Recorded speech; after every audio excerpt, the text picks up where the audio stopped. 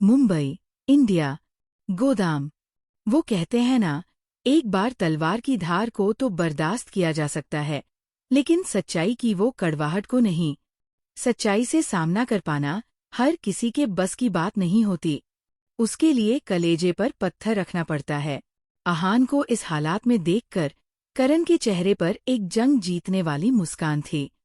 ये तो सच्चाई के पहले पहलू है आहान। और अभी से तेरे कदम लड़खड़ा रहे हैं। ऐसे ही और भी बहुत सारे धक्का तुझे मिलने वाला है। Best of luck. करण नफरत से कहा और आहान को नीचे पटक देता है। जल्दी जल्दी सब कुछ निपटाओ। 1 घंटे तक ये आहान कुछ नहीं कर पाएगा। आज ये बैठकर अपनी जिंदगी का तमाशा देखने वाला है। करण कहते हुए कुकी की तरफ बढ़ने लगता है। नो करण नो, आहान पीछे से चिल्ला रहा था। लेकिन करण तो बदले की आंख में इस तरह जल रहा था कि आहान की बात उसे सुनाई ही ना दे रहा हो।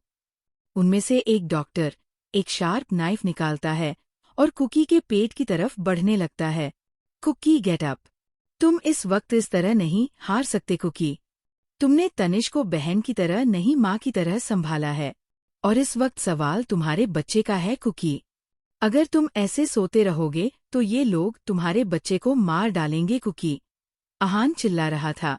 वो डॉक्टर्स कुकी के बच्चे को कुछ कर पाते उससे पहले ही चारों तरफ से धड़ाधड़ गोली चलने की आवाज आई। गोली की आवाज इतनी तेज थी कि एक पल के लिए करण ब्लैंक्स हो गया। अबे चलकर देखो, ये गोली चलने की आवाज कहाँ से आ रही? करण ने चिल्लाकर कहा। तभी एक गार्ड्स आकर करण के ऊपर गिरता है, जिसके सीने में गोली लगी थी। शायद वो अब तक मर चुका था। करण लात मारकर उसे दूर फेंक देता है और अपने कमर से बंदूक निकालकर बाहर की तरफ जाने लगता है। जाते जाते उसकी नजर आहान पर जाती है। आ गया तुम सबका बाप, आहान ने मुस्कुराते हुए कहा और अपनी आई विंक करता है। करण गुस्से से आहान के ऊपर गोली चला देता है, लेकिन आहान अपनी जगह से सरक जाता है। वो सुकून से अपनी आंखें बंद कर लेता है। उसे तसल्ली तो हो गई कि अब कुकी और उसके बच्चे सुरक्षित हैं। आ तो गया है लेकिन जिंदा लौटकर नहीं जाएगा, करण ने कहा और बाहर की तरफ जाने लगता है। करण दरवाजे के पास गया ही था कि उसकी नजर सामने से आ रहे यतीश पर जाती है, जो अपने हाथ में गन लिए अंदर की तरफ बढ़ रहा था। उसके चारों तरफ गोली चल रहे थे। करण के गार्ड्स और यतीश के गार्ड्स के बीच टाका भिड़ा हुआ था। यतीश के सामने जो भी आता, यतीश सीधा उसके सीने पर गोली मारता। यतीश अपनी एक गोली भी चुकने नहीं देता था। करण जैसे ही यतीश पर गोली चलाता है, यतीश थोड़ा सा साइड हो जाता है और अपना निशाना सीधा उसके हाथ पर लगाता है, जिस हाथ में वो बंदूक पकड़ा हुआ था। करण के हाथ से बंदूक छूट जाता है। यतीश एक जोरदार पंच उसके मुंह पे मारते हुए कहा, लगता है यतीश सिंह रायजादा को तूने बहुत हल्के में ले लिया। यतीश सब कुछ बर्दाश्त कर सकता है, लेकिन उसके फैमिली की तरफ कोई आंख उठाकर देखे तो उसका सर धड़ से अलग हो जाता है।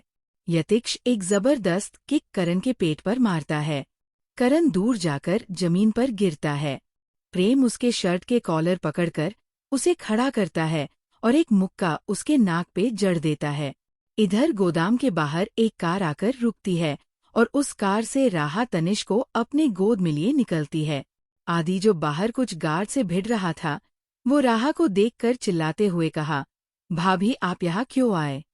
तनिष थोड़े गुस्से से कहा, मैं अपने बटरफ्लाई को प्रोटेक्ट करने आया हूँ। समझे आप आदि सर? आदि ने कहा, अरे भाभी यहाँ कोई फिल्म की शूटिंग नहीं चल रही, ये रियल फाइटिंग है। आप जाइए यहाँ से। अगर भाई को पता चला आप यहाँ हैं तो भाई गुस्सा हो जाएंगे। तभी एक आदमी आकर तनिष के मुंह पर मुक्का मारने के लिए हाथ उठाया ही था कि राहा उसके हाथ हवा में रोक देती है और अपने हथेलियों की मुट्ठी बनाकर सीधा उसके नाक पे जड़ देती है। आदि हैरान रह जाता है। राहा ने कहा, रियल फाइटिंग देखना चाहेंगे भैया? आदि हैरानी से कहा, आपको फाइटिंग आती है? राहा ने कहा, मैंने भी सीखा है सेल्फ डिफेंस, कॉलेज में। आदि ने कहा, अगर ऐसी बात है भाभी तो दिखा दीजिए अपनी फाइटिंग स्किल। राहा तनिष को कार के अंदर बिठाकर कहा, बच्चा रहा दीदू बस अभी आए। अगर उनको अपनी टैलेंट दिखाने का मौका मिल रहा है तो उन्हें अपनी टैलेंट दिखाना चाहिए, है ना? तनिष हमें गर्दन हिला देता है वी। राहा आदि के पास आकर कहा, अपनी बेल्ट दीजिए। पक्का भाभी, आदि ने कहा। राहा गर्दन हिला देती है तो आदि अपने पैंट के बेल्ट निकालकर राहा को देते हुए कहा, अगर पैंट खुल गई तो आदित्य सिंह रायजादा के इज्जत के धज्जियां उड़ जाएंगे भाभी। राहा बेल्ट को अपने हाथ में 2 बार फोल्ड करके कहा, अंदर कुछ नहीं पहनी है क्या? आदि हैरानी से राहा के तरफ देखते हुए कहा, पक्का ये भाई का असर है। कुछ आदमी जो आदि की तरफ बढ़ रहे थे, आदि और राहा दोनों मिलकर उन्हें कूटने लगते हैं। इधर गोदाम के अंदर यतीक्ष सबको कुत्तों के माफी धो रहा था। अगर एक बार वो किसी को मारता तो वो दोबारा उठने के लायक नहीं बचता। वो किसी के हाथ तोड़ देता तो किसी के पैर या फिर हड्डियां। प्रेम भी सबको पटक पटक कर मार रहा था। करण भी यतीक्ष के गार्ड्स के साथ लड़ रहा था। राहा, आदि और कुछ गार्ड्स बाहर के आदमियों को मारकर अंदर आते हैं तो देखते हैं कि सब के सब फर्श पर पड़े कराह रहे थे। डर कर सारे डॉक्टर्स भी वहां से खिसक गए थे। बस एक ही डॉक्टर वहां पर खड़ा होकर अभी तक कुकी के अबॉर्शन की तैयारी कर रहा था। आदि पीछे से उसका सर पकड़कर दीवार पर दे मारता है और उसे दूसरे स्ट्रेचर पर लिटाकर कहा, भाभी आइए, आज दोनों मिलकर इसके पोस्टमार्टम करते हैं। करण के सारे गार्ड्स लगभग घायल हो चुके थे। करण खुद काफी जख्मी हो गया था। राहा को देखकर करण ने कहा, एक को उठाया तो ये रायजादा के सबके सब उठकर यहाँ चले आए। करण वहां से खिसक कर जाने ही वाला था कि पीछे से यतीक्ष उसके गर्दन पकड़कर कहा, तुम कहाँ चले? अभी तो तुम्हारे साथ हिसाब किताब करना बाकी है।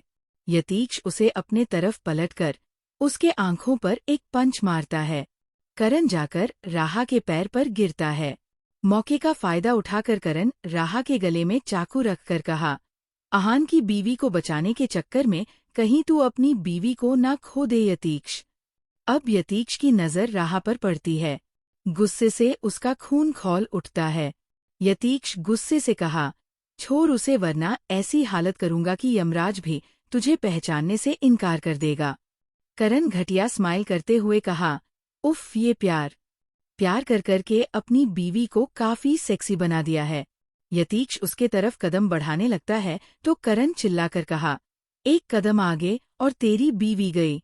करण राहा के गर्दन पर चाकू रखकर दरवाजे के पास जाता है और राहा को अंदर धकेलकर दौड़ते हुए वहां से भागने लगता है। यतीक्ष अपने बंदूक निकालकर उसके पैर पर निशाना लगाता है, जिसे करण लगड़ाते हुए वहां से चला जाता है। चाहे जिंदा हो या मुर्दा वो चाहिए मुझे। पैर पर गोली लगी है, ज्यादा दूर भाग नहीं सकता, पकड़ो उसे। यतीक्ष अपने गार्ड्स पर गरजते हुए कहा।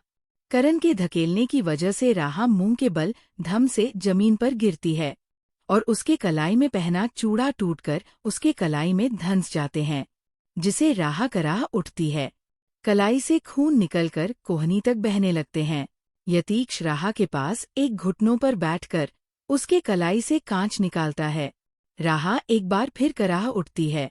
यतीक्ष अपने पॉकेट से रुमाल निकालकर कलाई पे बांधते हुए कहा, किसने कहा था तुझे यहाँ आने के लिए?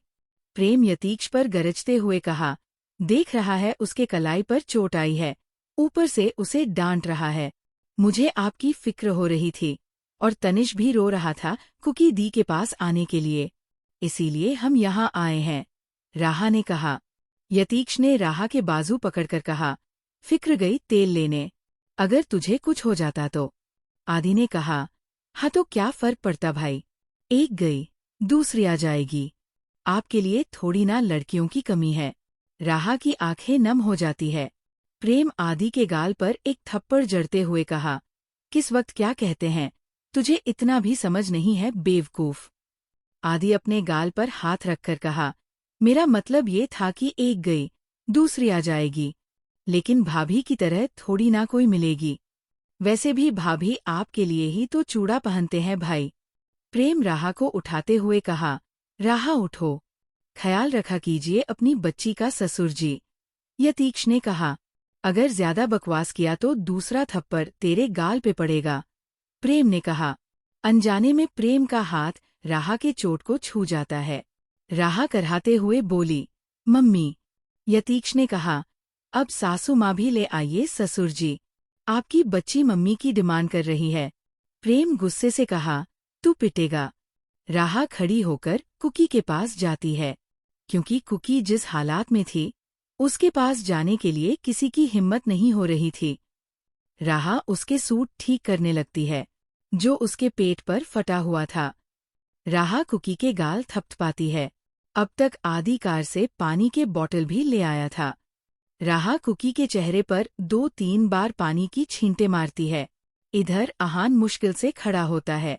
अब तक 1 घंटे से ज्यादा हो चुका था, इसीलिए उसके बॉडी से दवाई का असर भी कम हो गया था। पता नहीं क्यों आज उसके कदम इस कदर लड़खड़ा रहे थे कि वो ठीक से चल भी नहीं पा रहा था। यतीक्ष की नज़र जैसे ही आहान पर जाती है, उसका चेहरा एक पल में सर्द हो जाता है। थैंक यू भाई, सही वक्त पर आकर आपने कुकी और उसके बच्चे को बचा लिया, वरना गॉड नो क्या हो जाता आज, आहान ने कहा। सटाक। यतीक्ष दंदनाते हुए आहान के पास गया और एक पंच उसके जबड़े पर मारा और कहा, तू खुद को समझता क्या है आहान? तुझ जैसे घटिया इंसान मैंने आज तक नहीं देखा। मतलब किसी से बदला लेने के लिए तू इतना गिर जाएगा, मैंने कभी सोचा नहीं था। और कितना गिरेगा आहान? और कितना गिरेगा? अपने अंदर के सारे इंसानियत बेचकर खा लिया है क्या तूने? पर मैंने क्या किया भाई? आहान हैरानी से कहा और लड़खड़ाते हुए 2 कदम पीछे हो गया। मुझे लगता था इस दुनिया का सबसे गिरा हुआ बाप मेरा ही है, लेकिन तू तो उससे भी गिरा हुआ निकला। अरे बच्चे को अगर तू नहीं अपनाना चाहता तो नहीं अपनाता। मैंने कोई जोर जबरदस्ती किया था क्या तुझ पर, उस बच्चे को अपनाने के लिए? हम सब है उस बच्चे को संभालने के लिए। उसे मारने की क्या जरूरत थी? तुम दोनों की गलती की सजा वो नन्ही सी जान क्यों भुगत रहा है? आखिर क्या बिगाड़ा है वो बच्चा तेरा? क्यों उसके पीछे पड़ा हुआ है?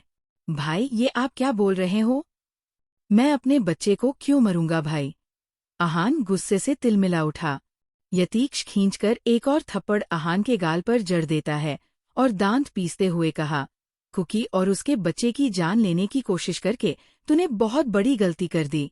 आहान, मुझे लगा था फ्रस्ट्रेशन के चलते तू ये सब कर रहा है, but you proved me totally wrong. तूने तो अपने अंदर नफरत के ऐसा दीवार खड़ा कर दिया है कि उस दीवार को फांद कर जाना नामुमकिन है। अब अगर कुकी और उसके बच्चे की तरफ आंख उठाकर भी देखा तो मुझसे बुरा कोई नहीं होगा आहान। ये याद रखना। आहान का दिमाग अब सनक चुका था। गुस्सा उस पर भी हावी हो चुका था। आहान आव देखा ना ताव देखा, गुस्से से एक मुक्का यतीक्ष के मुंह पर जड़ देता है और चिल्लाते हुए कहा, कब से सिर्फ आप ही बोले जा रहे हैं भाई, मुझे बोलने का एक मौका भी नहीं दे रहे हो। अरे मैं उस गलती की सजा क्यों भुगतूं जो गलती मैंने किया ही नहीं? अपने बच्चे को कौन मारता है भाई? मैं तो कुकी को बचाने आया था। यतीक्ष गुस्से से अपने हथेलियों की मुट्ठी भींच लेता है। उसके माथे की नसें तन जाते हैं। इस तरह से बचा रहा था तू उसे, ये जमीन पर लेटकर। मुझे बेवकूफ समझ रखा है। यहाँ पर बैठकर तू सिर्फ तमसा देख रहा था, या यूं कहे उस बच्चे के मरने का इंतजार कर रहा था। यतीक्ष भी एक मुक्का आहान के मुंह पर जड़ देता है। आहान अपना हाथ उठा पाता उससे पहले ही राहा उन दोनों के बीच में जाकर खड़ी हो जाती है और चिल्लाते हुए बोली, पागल हो गए हो आप दोनों? दोनों भाई आपस में लड़ रहे हो? प्रेम अपना सर पकड़ लेता है और आदि खुद उस बॉटल का सारा पानी गटक जाता है। राहा गुस्से से बोली, यतीक्ष आप हर बार आहान भाई पर इस तरह से हाथ नहीं उठा सकते। और आहान भाई आप, यतीक्ष आपके बड़े भाई हैं, आप उन पर हाथ कैसे उठा सकते हैं? क्या उखाड़ लोगे आप दोनों भाई आपस में लड़कर? आदि खींचकर राहा को उन दोनों के बीच से बाहर ले आता है और कहा, भाभी आपको नहीं पता, इन दोनों का हमेशा चलता रहता है। बचपन से ही ये ड्रामा हम देखते आ रहे हैं। आप साइड में खड़ी होकर इस मूवी का आनंद उठाइए। आप चुप रहिए वरना मेरा हाथ आप पर उठ जाएगा आदि भाई। राहा गुस्से से बोली। प्रेम ने कहा, तू कल्टी मार ले आदिमानव, वरना आज तू सबसे पिटेगा। मुझे लगता है तेरी ग्रह नक्षत्र उल्टी दिशा में चल रहे हैं। आदि मुंह लटका लेता हूँ। इधर यतीक्ष गुस्से से आहान के तरफ फिंगर पॉइंट करके कहा, आखिरी बार वार्निंग दे रहा हूँ आहान। प्रेम देखता है कि परिस्थिति हाथ से फिसलती जा रही है। वो यतीक्ष के मुंह पर हाथ रखकर उसे खींचते हुए वहां से ले जाने लगता है। यतीक्ष जबरदस्ती प्रेम का हाथ अपने मुंह से हटाते हुए चिल्लाकर कहा, आखिरी बार वार्निंग दे रहा हूँ आहान, कुकी और उसके बच्चे से दूर रह। प्रेम यतीक्ष के मुंह पर हाथ रखकर कहा, बाद में वार्निंग दे देना यतीक्ष, अब चल यहाँ से, गुस्सा तुझ पर हावी हो चुका है। यतीक्ष प्रेम का हाथ झटक कर कहा, एक बात मेरी कान खुलकर सुन, तुझे जो करना है अपनी जिंदगी में कर, मैं नहीं रोकूंगा। अगर उस बच्चे को खरोच भी आया तो तुझे खा जाऊंगा। हो गया तेरा, चल अब यार, चलते हैं। प्रेम ने कहा, राहा समझा दे अपने इस भाई को, वरना इसका हाल बहुत बुरा होगा। यतीक्ष ने चिंकते हुए कहा। प्रेम यतीक्ष के कमर पकड़कर उसे वहां से खींच कर ले जाते हुए कहा, मानेगा नहीं ना। यतीक्ष के जाने के बाद राहा एक गहरी सांस लेती है। वो एक नज़र आहान को देखती है, जो बर्फ की तरह अपनी जगह पर खड़ा था। आदि कुकी को गोद में उठा लेता है और बिना कुछ कहे वहां से चला जाता है। आहान भी गुस्से से अपने होठों के कोने साफ करते हुए वहां से चला जाता है। बाकी रह जाती है तो राहा। वहां पर सिर्फ राहा खड़ी थी और फर्श पर कुछ गार्ड्स छटपटा रहे थे। उसे अपने किस्मत पर रोना आ रहा था। वक्त के साथ हालत और बिगड़ती जा रही थी। तभी राहा को तनिष की याद आती है, जिसे राहा भी वहां से चली जाती है। थोड़ी देर बाद अब तक दोपहर हो चुकी थी और सब घर वापस आ गए थे। कुकी के कमरे में राहा, स्वामिनी जी, दादी दादू और एक लेडी डॉक्टर मौजूद थे। डॉक्टर कुकी के चेकअप कर रहे थे। राहा कुकी के एक हाथ पकड़कर उसके बगल में बैठी हुई थी। इधर तिहू के कमरे में प्रेम और आदि आलती पालती मारकर बेड पर बैठे हुए थे। तिहू आदि के आंखों के नीचे दवाई लगा रही थी, क्योंकि फाइटिंग की वजह से उसकी एक आंख नीली पड़ चुकी थी। है बिल्ली, प्यार से दवाई नहीं लगा सकती क्या? आदि करहाते हुए कहा। तुझे किसने कहा था वहां जाकर हीरोगिरी दिखाने को? निकल गई ना हेकड़ी, तिहू तंज कसते हुए बोली। यार नहीं लगाना तो मत लगा, ये किस जन्म की दुश्मनी निकाल रही है तू? आदि गुस्से से कहा और तिहू के हाथ से रुई लेकर खुद अपने आंखों पर दवाई लगाने लगता है। तिहू जल्दी से प्रेम के पास चली आती है और उसके चेहरे को देखती है। प्रेम के होठों के किनारे से खून रिस रहा था। तिहू फर्स्ट एड बॉक्स से रुई निकालकर जैसे ही प्रेम के तरफ बढ़ने लगती है, प्रेम उसके कलाई पकड़ लेता है और कहा, तिहू मैं खुद कर लूंगा। एक बताइए प्रेम जी, क्या मैं चुड़ैल की तरह दिखती हूँ? मुझे देखते ही आपके शकल पर 12 क्यों बस जाते हैं? तिहू थोड़े गुस्से से बोली। फाइनली आज तूने एक्सेप्ट कर ही लिया, आदि ने कहा तो तिहू उसे घूर कर देखती है। आदि खड़ा होता है और अंगड़ाई लेते हुए कहा, जब आपके प्रेम जी से फुर्सत मिल जाए तिहू जी, तो आकर जरा मेरे पैर दबा देना, बहुत थक गया हूँ। छोटे बच्चे से आज कितनी मेहनत करवाई गई है। आदि वहां से गाना गुनगुनाते हुए चला जाता है। चोट लगी है उसे फिर क्यों महसूस मुझे हो रहा? दिल तो बता दे क्या है इरादा तेरा? प्रेम बेचारा सा शकल बनाकर उसे देखता रहा, जैसे कह रहा हो, मुझे भी अपने साथ ले चल। वो तिहू के साथ अकेले टाइम स्पेंड करने में कतराता था। तिहू प्रेम के होठों से आ रहे खून साफ करते हुए बोली, ज्यादा दर्द हो रहा है क्या? क्या फर्क पड़ता है? प्रेम फीकी मुस्कान लिए कहा। तिहू भी फीकी मुस्कान लिए बोली, सही कहा आपने मिस्टर प्रेम सिंह राठौर, क्या फर्क पड़ता है आपकी वजह से कोई हर्ट हो? मैं तो पागल हूँ जो बेवजह आपकी फिक्र करती रहती हूँ। प्रेम प्यार से कहा, ये सब बेफिजूल की बातें हैं तिहू, ये सब कह के तुम मेरा और अपना दोनों का वक्त बर्बाद कर रहे हो। यतीक्ष मेरा बेस्ट फ्रेंड है, दोस्त से कम भाई है मेरा। अंधे की तरह वो मुझ पर भरोसा करता है। उसने उस वक्त मेरा साथ दिया जब मेरा कोई नहीं था। मेरे पापा मुझे छोड़कर चले गए। मेरे पापा के मरे हुए 12 दिन भी नहीं हुए थे। उस दर्द से मैं उभर भी नहीं पाया था कि तुम्हारी बुआ ने मेरा घर, प्रॉपर्टी, पापा की कंपनी, सब कुछ मुझसे ले लिया। और फिर मेरी गुड़िया मतलब मेरी बहन के साथ जो हुआ, डॉट। और फिर शबन ने जो किया, डॉट। खैर छोड़ो ये सब। यतीक्ष शहर के बेस्ट साइकेट्रिस्ट से मेरा इलाज करवाया। मेरा खोया हुआ हक, मेरे पापा का हक मुझे वापस दिलवाया। सिर्फ इतना ही नहीं, जिन लोगों ने भी मेरी इस हालात के जिम्मेदार है, उनकी जिंदगी बद से भी बदतर बना दिया। मुझे अपने घर में पनाह दिया, मुझे अपने फैमिली मेंबर्स की जगह दिया। मैं पहले से ही मुश्किल दौर से गुजर रहा हूँ। इसे और ज्यादा मुश्किल मत बनाओ। तुम्हारे भाई का बहुत एहसान है मुझ पर। ऐसा कुछ मत करो कि हमेशा के लिए मेरा सर उसके सामने झुक जाए। प्रेम बहुत प्यार से कह रहा था, ताकि तीहू हर्ट ना हो। तीहू अपने निचले होंठ को दांतों तले दबाकर बोली, अभी तो मैंने कुछ कहा भी नहीं, और इतने प्यार से मुझे ये सब कुछ सुना दिया।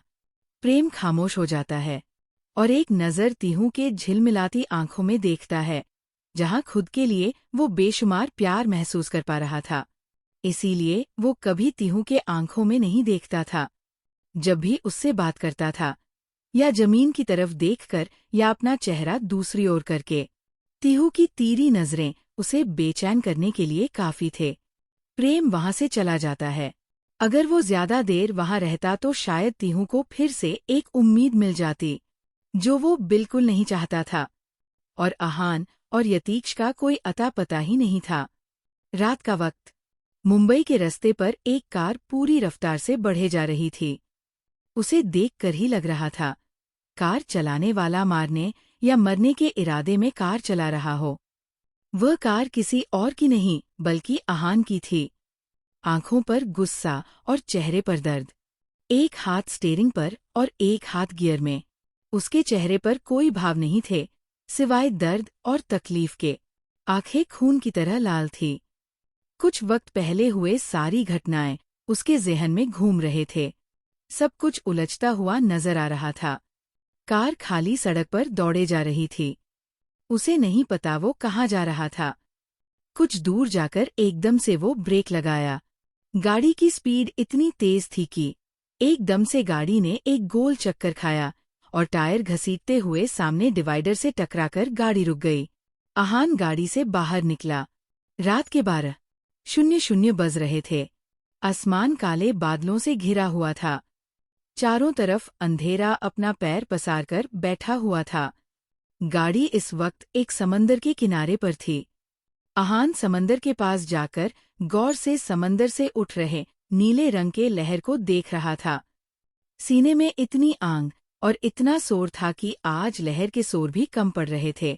आहान के सामने बीते वक्त की सारी घटनाएं किसी मूवी की तरह चलने लगी।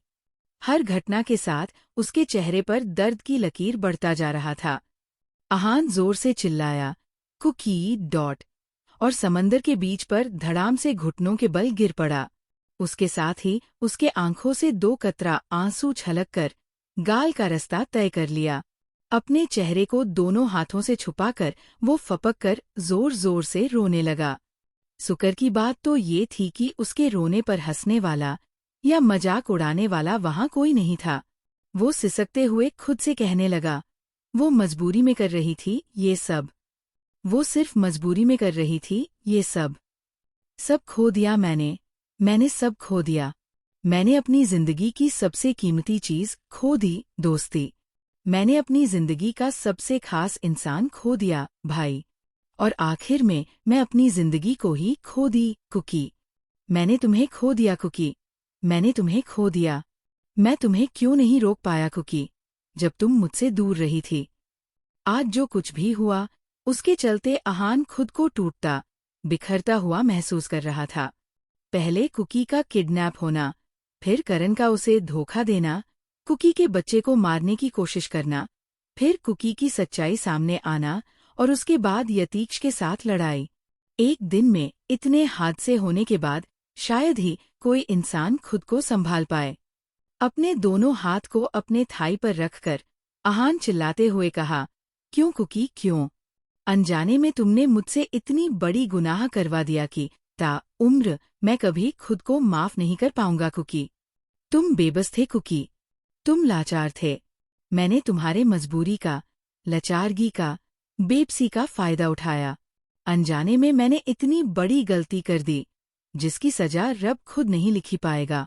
आहान आसमान की तरफ देखकर चिल्लाते हुए कहा, उस अक्ष के पीछे की वो मासूमियत ना देख पाया, हंसती आंखों में झांककर वो आंसू ना देख पाया, खामोश लब की वो शोर क्यों ना सुन सका, उसके दामन से लिपटकर उसके जिस्म के जख्म को ना देख पाया।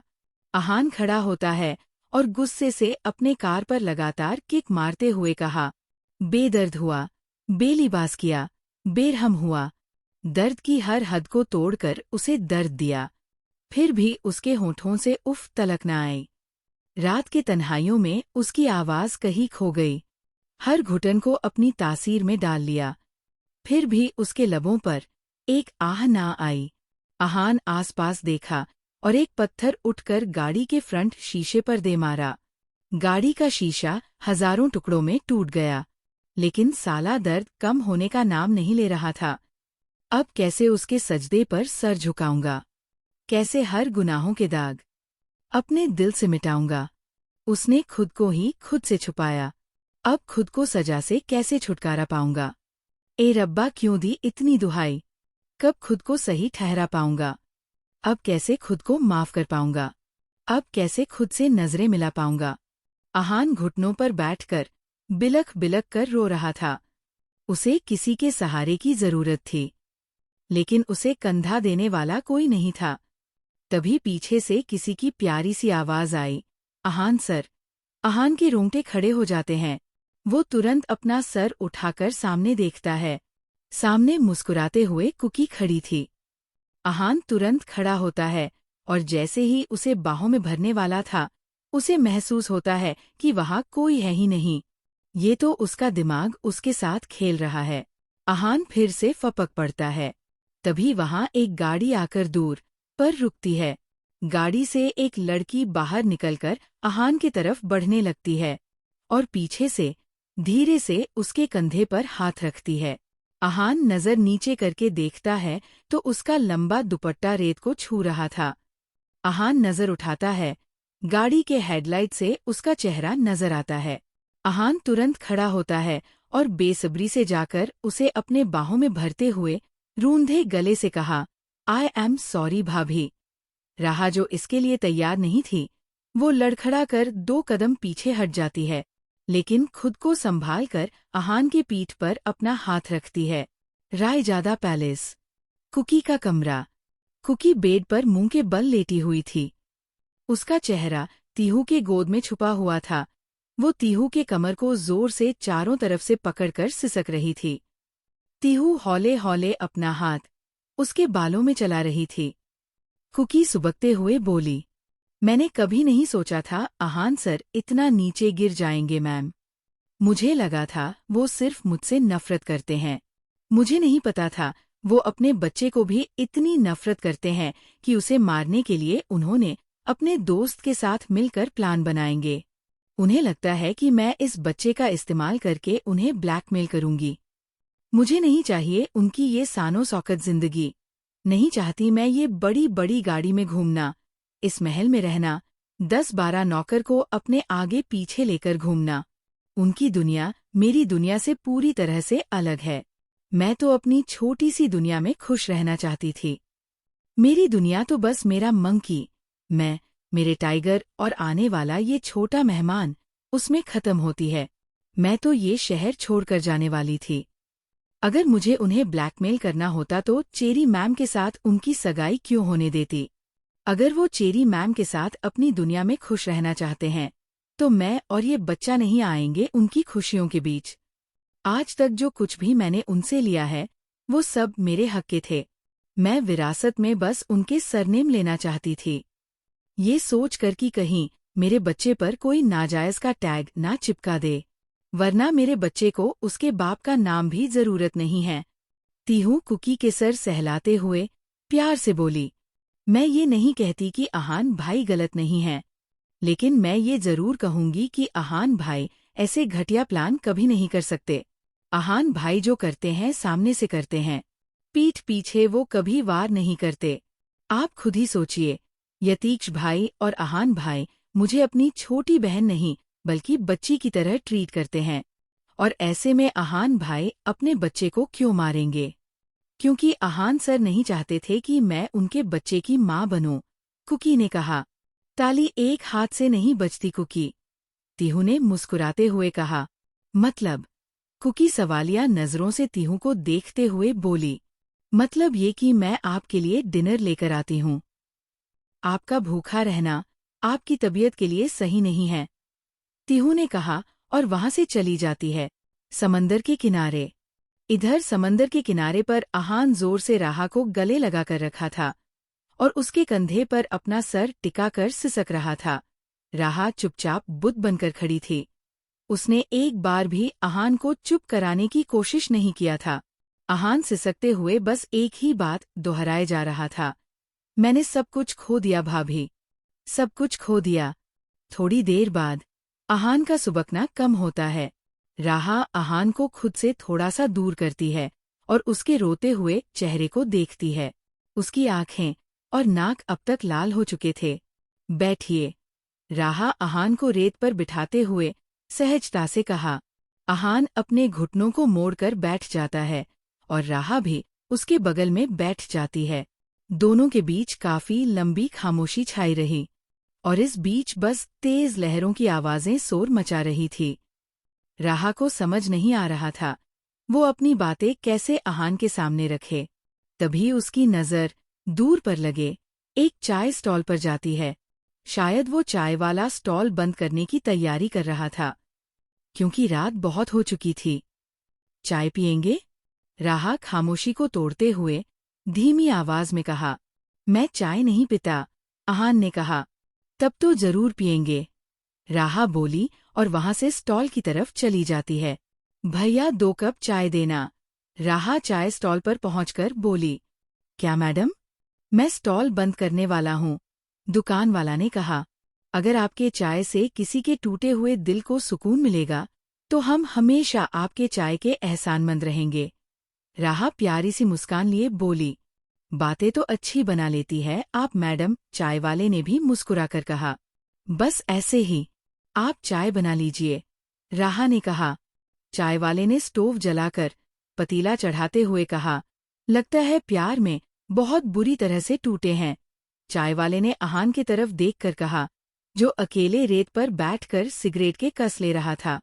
प्यार में हारा हुआ आशिक, राहा ने धीमी आवाज में कहा। एक बात बताएं मैडम, जब पति टूटता है ना तो सबसे ज्यादा जरूरत उसे उसकी पत्नी की होती है, उन्हें कभी छोड़कर मत जाना, बहुत चाहते हैं वो आपसे। चाय वाले ने राहा के गले में मंगलसूत्र और मांग में सिंदूर देखकर कहा। राहा मुस्कुरा देती है और बोली, शायद ये बात आपको किसी और को कहना चाहिए, क्योंकि हम उनकी पत्नी नहीं, बहन हैं। कोई और है जो उनका प्यार, उनकी मोहब्बत, आशिकी, आवारगी, चाहत, उनकी पूरी दुनिया है। शायद एहसास भी होने लगा है उन्हें, पर उन एहसासों को अब तक प्यार का नाम नहीं दिया उन्होंने।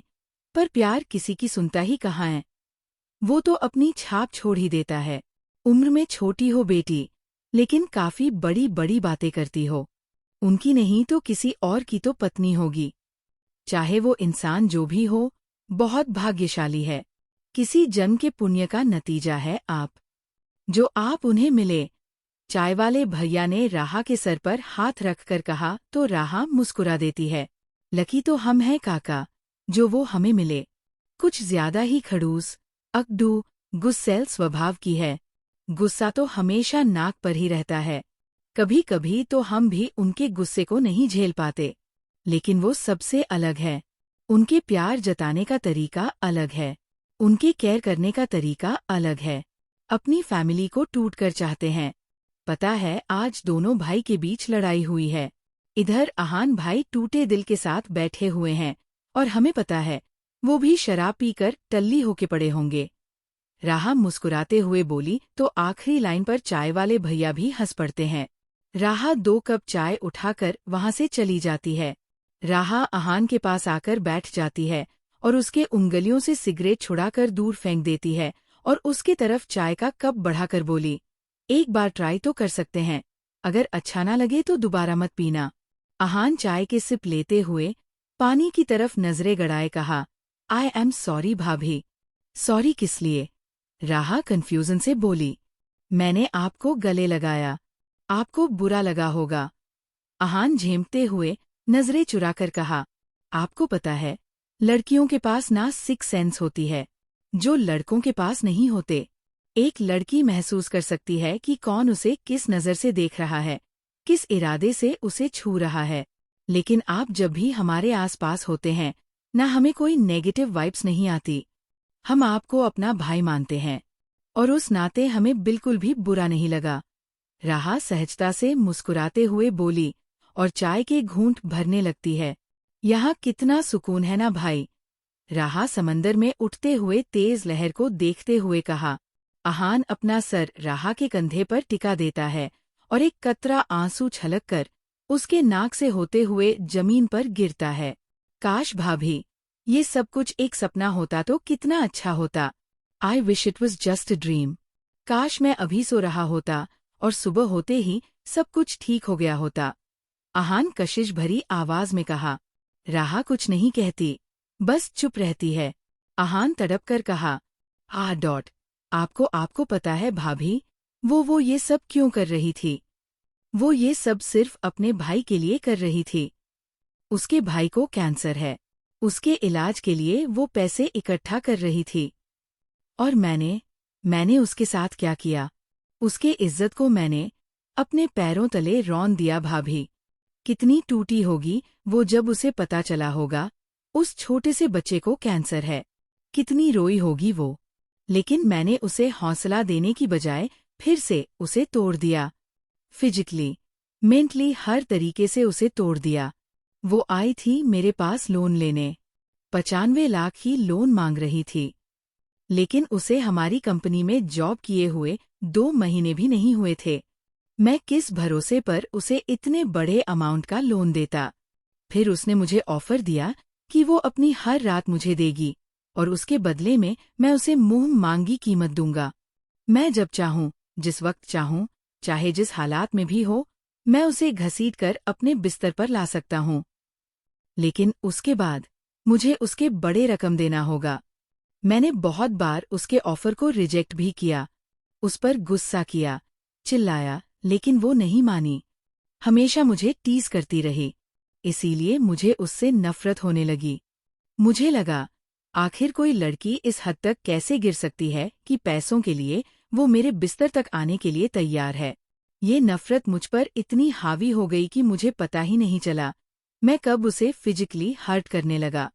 वो रोती थी, चिल्लाती थी, गिड़गिड़ाती थी, आहान सर मुझे दर्द हो रहा है, आहान सर मुझे दर्द हो रहा है, लेकिन मैं फिर भी नहीं रुकता था। हैवान की तरह उस पर टूट पड़ता था।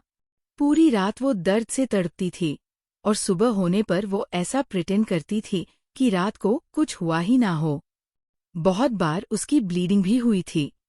खामोश पड़े कमरे में अब यतीक्ष के चीखे गूंजने लगते हैं। यतीक्ष कुछ लाइन रिपीट कर करके चिंखने लगता है। राहा यतीक्ष के गाल थपथपाते हुए बोली, यतीक्ष, यतीक्ष होश में आइए। यतीक्ष अपनी आंखें खोलिए, सब कुछ ठीक है। यतीक्ष अब पसीने से भीग गया था। राहा खुद को मजबूत करती है और जोर से यतीक्ष के होंठ पर चिमटी काटती है ताकि वो होश में आ जाए। लेकिन यतीक्ष राहा को और जोर से जकड़ लेता है और उसका चींखना तेज हो जाते हैं। राहा को कुछ समझ में नहीं आ रहा था कि वह क्या करे। वो बार बार यतीक्ष को जगाने की कोशिश कर रही थी। उसकी बड़बड़ाहट से राहा को कुछ समझ में नहीं आ रहा था, सिवाय इसके कि यतीक्ष के अतीत में बहुत कुछ हुआ है। राहा यतीक्ष के सर को अपने सीने में छुपाकर बोली, सब कुछ ठीक है यतीक्ष, कोई किसी को नहीं मार रहा, आप होश में आइए। यतीक्ष के होंठ बुरी तरह कांप रहे थे। देखते ही देखते आधा घंटा बीत गया और अब धीरे धीरे यतीक्ष की बड़बड़ाहट कम होने लगी। उसकी पकड़ भी राह पर छूटने लगी। कौन है आप यतीक्ष? क्या हुआ है आपके साथ? कभी कभी इतना गुस्सैल, अगडू, ओवर प्रोटेक्टिव, दुनिया के सामने कुछ और, the business tycoon Yatiksh Singh Raizada, और हमारे सामने कुछ और बन जाते हैं आप। जैसे एक छोटा बच्चा किसी के सहारे की तलाश में हो। क्या हुआ था आपके अतीत में यतीक्ष, जिसे आप इतना डरते हैं? सपनों में उसे देखते हैं, लेकिन किसी को कुछ बता नहीं पाते। क्या छुपा रहे हैं आप हमसे? आप वो नहीं हो यतीक्ष, जैसा आप खुद को प्रिटेंड करते हैं। आप तो कुछ और हैं, जो दुनिया के सामने अपनी असलियत छुपा रहा है। राहा यतीक्ष के सर सहलाते हुए, नम आंखों से उसके चेहरे को देखते हुए कहा। थोड़ी ही देर में उसकी आंखें लग जाती है। अगली सुबह हॉल में इस वक्त दादा, दादी, स्वामिनी जी, तीहू, प्रेम, राहा, कुकी सभी हॉल में मौजूद थे। राहा अपने हाथ में कॉफी ट्रे लिए सबको कॉफी सर्व कर रही थी। सबको कॉफी सर्व करने के बाद राहा दादू के तरफ चाय के कप बढ़ाते हुए बोली, दादू आपकी फीकी चाय। अरे राहा सबको कॉफी दिया, और मुझसे क्या दुश्मनी है जो ये फीकी चाय पकड़ा रहे हो? इसकी कोई वजह? दादू ने मुंह बिचका कर कहा। वजह आपके ब्लड प्रेशर, शुगर और कोलेस्ट्रॉल की बात तो कीजिए ही मत दादू। इसीलिए आज से आपको फीकी चाय ही मिलेंगे। राहा ने कहा तो दादू मुंह बना लेते हैं। वो मेरा बड़ा पोता हिटलर है और उसके साथ रहकर आप भी हिटल रानी बनते जा रहे हैं। अजीब जुल्म करते हो भाई सब मुझ पर। वो हिटलर मुझे 8 दिन में एक पेग भी पीने नहीं देते, और आप कॉफी छुड़ाकर ये फीकी चाय पकड़ा रहे हैं। दादू ने थोड़े गुस्से में कहा। हाँ तो क्या हो गया पापा जी? राहा को आपके तबीयत का ख्याल है। स्वामिनी जी ने कहा। देखिए दादू, हम नहीं चाहते कि आप बुढ़ापे के पीक में पहुंच जाए। हमारा मतलब है अभी आपने जिंदगी देखी ही कितनी है। आप तो इतने हैंडसम हैं कि आप जब छत पर बैठकर पेपर पढ़ रहे होते हैं तो वो पड़ोसन वाली दादी आपको देखकर लाइन मार रहे होते हैं, और फिर उन दादी को गुलाबी साड़ी में देखकर आपका दिल भी गार्डन गार्डन हो जाता है। हाय गुलाबी साड़ी में गुलाबो कमाल की लग रही हो। ऐसे ही कुछ कहते हैं ना आप उन्हें। राहा जानबूझकर दादू के पोल खुल रही थी। दादू दादी की तरफ देखते हैं, जो गुस्से से कॉफी कप पकड़कर उन्हें जान लेने वाली नजरों से घूर रहे थे। दादी खड़ी होकर दादाजी के पास आते हैं और कॉफी कप सीधा उनके सर पर फोड़ देते हैं। ये कल्पना करते ही दादू झट से राहा के हाथ से चाय लेकर बोले, अरे राहा मैं तो मजाक कर रहा था, आप तो संजीदगी से ले गए। फिर चाय के घूंट लेकर धीमी आवाज में कहा, इस उम्र में आप क्यों हमारे तलाक करवाना चाहते हैं राहा? दादी कॉफी कप को टेबल पर पटकते हुए बोले, आज से आपका छत पर जाना बंद। राहा जोर जोर से हंसने लगती है और बाकी सब भी हंस पड़ते हैं। राहा तीहू की तरफ कॉफी कप बढ़ाती है तो एकाएक तीहू की नजर राहा के कलाई पर जाती है, जिस पर 5 उंगलियों के लाल निशान छपे हुए थे, और अब तक वो निशान नीले पड़ चुके थे। तीहू देखती है कि राहा मुश्किल से चल रही है, यहाँ तक कि कदम बढ़ाने में भी उसे दिक्कत हो रही है। तीहू की आंखें बड़ी बड़ी हो गई थी। तीहू तुरंत राहा को पकड़कर सोफे पर बिठा देती है और उसके दोनों पैर पकड़कर सोफे के ऊपर रखते हुए बोली, हिलना मत भाभी। राहा असमंजस से तीहू को देख रही थी। बाकी सब भी तीहू के अचानक से इस बदलते व्यवहार से परेशान थे। तीहू तुरंत वहां से किचन में चली जाती और दूध गर्म करके हाई प्रोटीन नाश्ता लेकर बाहर आती है। वो मन ही मन यतीक्ष को 1000 गालियां दे रही थी। तीहू राहा के तरफ वो नाश्ता बढ़ाते हुए बोली, आराम से खाइए भाभी, कोई जरूरत नहीं है आपको इधर उधर टहलकर काम करने की। किसी चीज की जरूरत हो तो आप मुझे बताना। राहा को कुछ समझ में नहीं आ रहा था। वो दूध के ग्लास लेकर पीने लगती है। क्या हुआ तीहू, सब कुछ ठीक तो है ना? दादी ने तीहू के कंधे पर हाथ रखकर कहा। अरे खाक ठीक है दादी, मैंने कल रात भाभी को कितना मना किया कि भाई नशे में है, आप रूम में मत जाइए, लेकिन भाभी ने मेरी एक नहीं सुनी। अब नतीजा आपके सामने है, सुबह क्या हालत हो गई है इनकी। बेचारी ठीक से चल भी नहीं पा रहे हैं। पता नहीं कल रात नशे की हालत में यतीक्ष भाई भाभी पर कितना जोर आजमाए होंगे। तीहू ने सपाट लहजे में कहा। राहा जो दूध पी रही थी, उसे खांसी आ जाते हैं और वो जोर जोर से खांसने लगती है तो तीहू राहा के सर थपथपाने लगती है। ऐसी कोई बात नहीं है तीहू, राहा ने खांसते हुए नजरें चुराकर कहा। वास्तव में लास्ट नाइट यतीक्ष और राहा के बीच कुछ हुआ ही नहीं था। राहा की कलाई में यतीक्ष के उंगलियों के निशान थे, क्योंकि वो कसकर राहा के कलाई को पकड़ के रखा था, और कुछ कट्स जो गोदाम में गिरने की वजह से आए थे। राहा चल नहीं पा रही थी, क्योंकि यतीक्ष रात भर अपने पैरों से उसके पैरों को जकड़ के रखा था, जिस वजह से उसके पैर अकड़ गए थे। लेकिन राहा ये बात सभी को कैसे समझाती? अरे इसमें हैरान होने वाली क्या बात है? यतीक्ष और राहा जितना एक दूसरे के करीब रहेंगे, यतीक्ष जितना राहा को प्यार करेंगे, उतनी जल्दी एक छोटा सा मेहमान इस घर में आएगा। भाई मेरे तो कान तरस गए हैं यतीक्ष के बच्चों की किलकारियां सुनने के लिए। पता नहीं कब इस घर में यतीक्ष के बच्चों की किलकारियां गूंजेगी। दादी ने राहा के बलाए लेते हुए कहा। दादी आप सब गलत समझ रहे हैं, ऐसी कोई बात नहीं है, हम बिल्कुल ठीक हैं। राहा ने सोफे से उठने की कोशिश करते हुए कहा तो स्वामिनी जी राहा के सर पर प्यार से मारते हुए बोली, चल झूठी, अरे क्यों मेरी छोटी सी भाभी को सब परेशान कर रही हो? आदि ने कहा और राहा के बगल में बैठ जाता है। लाज, शर्म, हया नाम की कोई चीज बची भी है या नहीं इस घर में, या सब बेशर्म यहाँ भरे पड़े हो? निकलो सब, जाकर अपने अपने काम करो। दादू ने पीछे से कड़क आवाज में कहा। इसमें लाज, शर्म कहाँ से आ गई दादू? आपको भाभी की हालात पर तरस नहीं आ रहा? अगर डांटना है तो जाकर अपने बड़े पोते को डांटिए, सारे कारनामे उनके हैं। तीहू ने थोड़े गुस्से से कहा।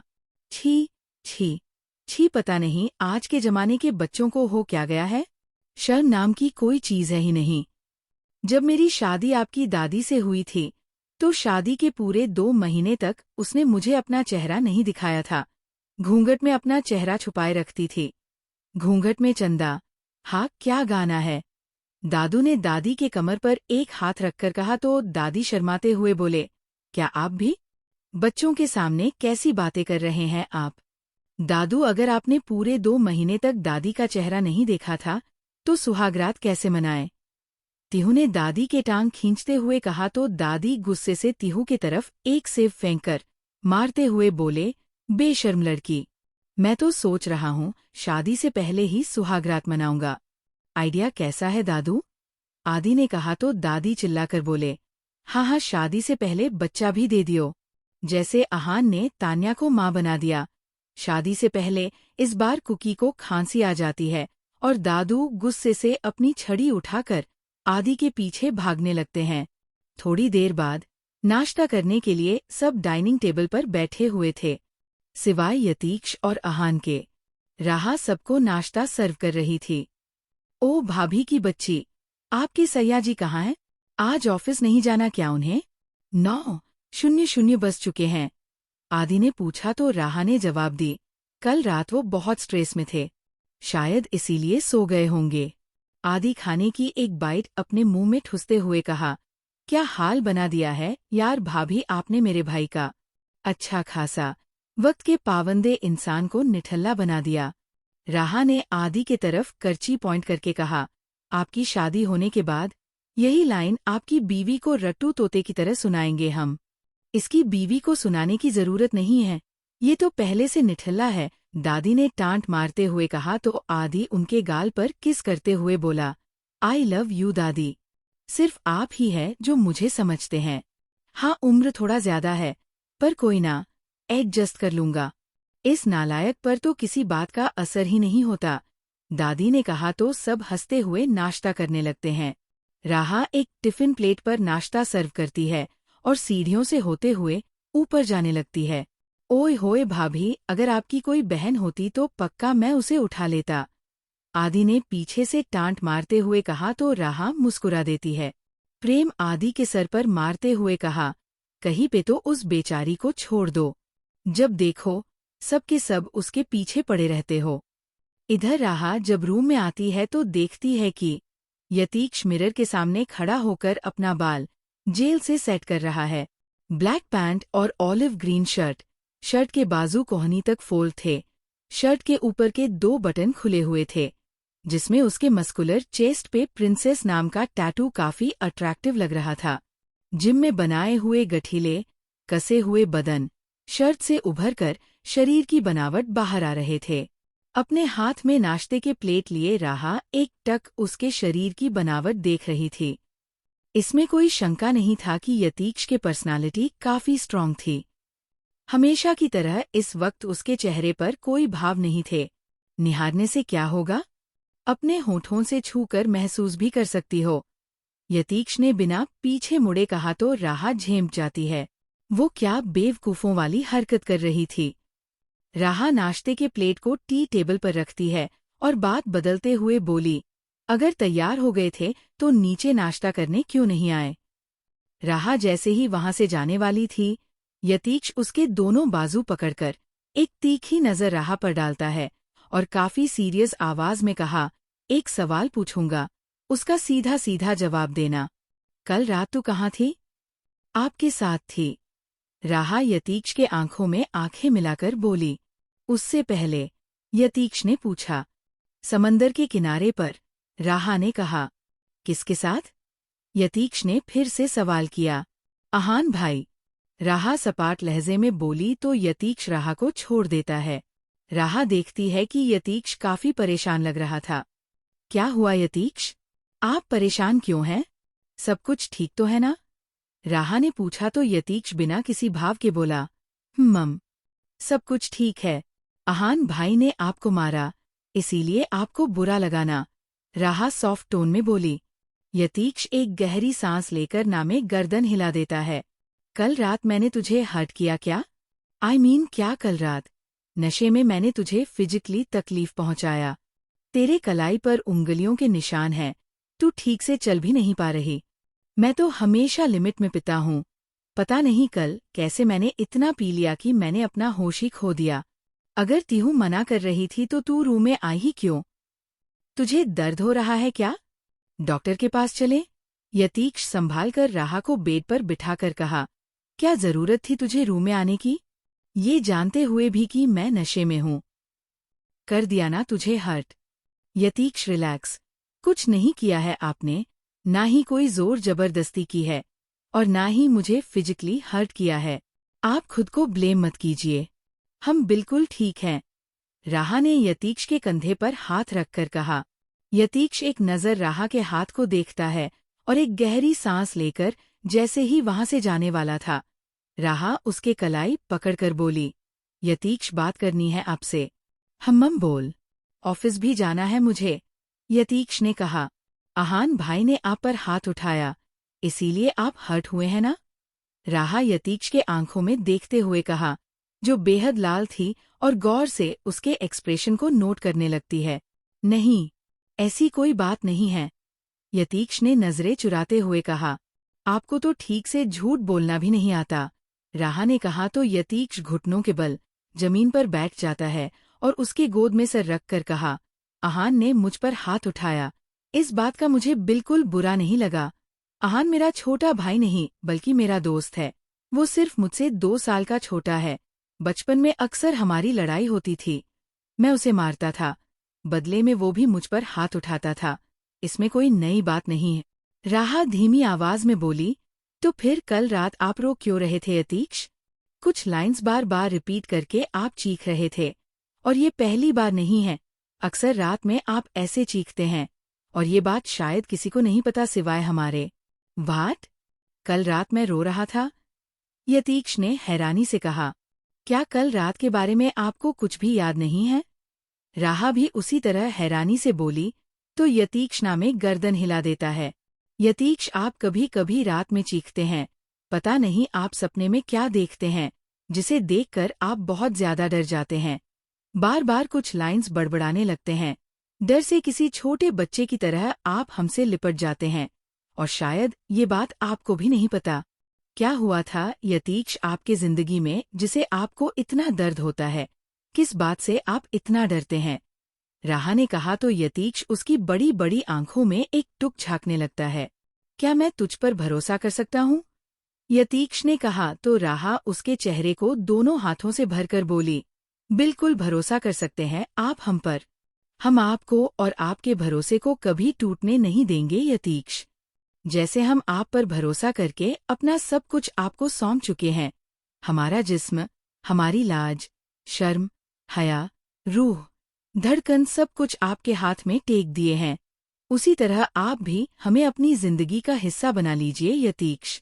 जानती हूँ आप हमें कुछ नहीं बताते, छोटी सी उम्र में आप हमारे कंधे पर कोई जिम्मेदारी या परेशानी नहीं देना चाहते, लेकिन आपको पता है जब आप हमसे कोई बात शेयर नहीं करते तो हमें तकलीफ होती है। ऐसा महसूस होता है जैसे हमारी शादी होकर भी अधूरी है। एक अजीब सी खालीपन हमें खलती है।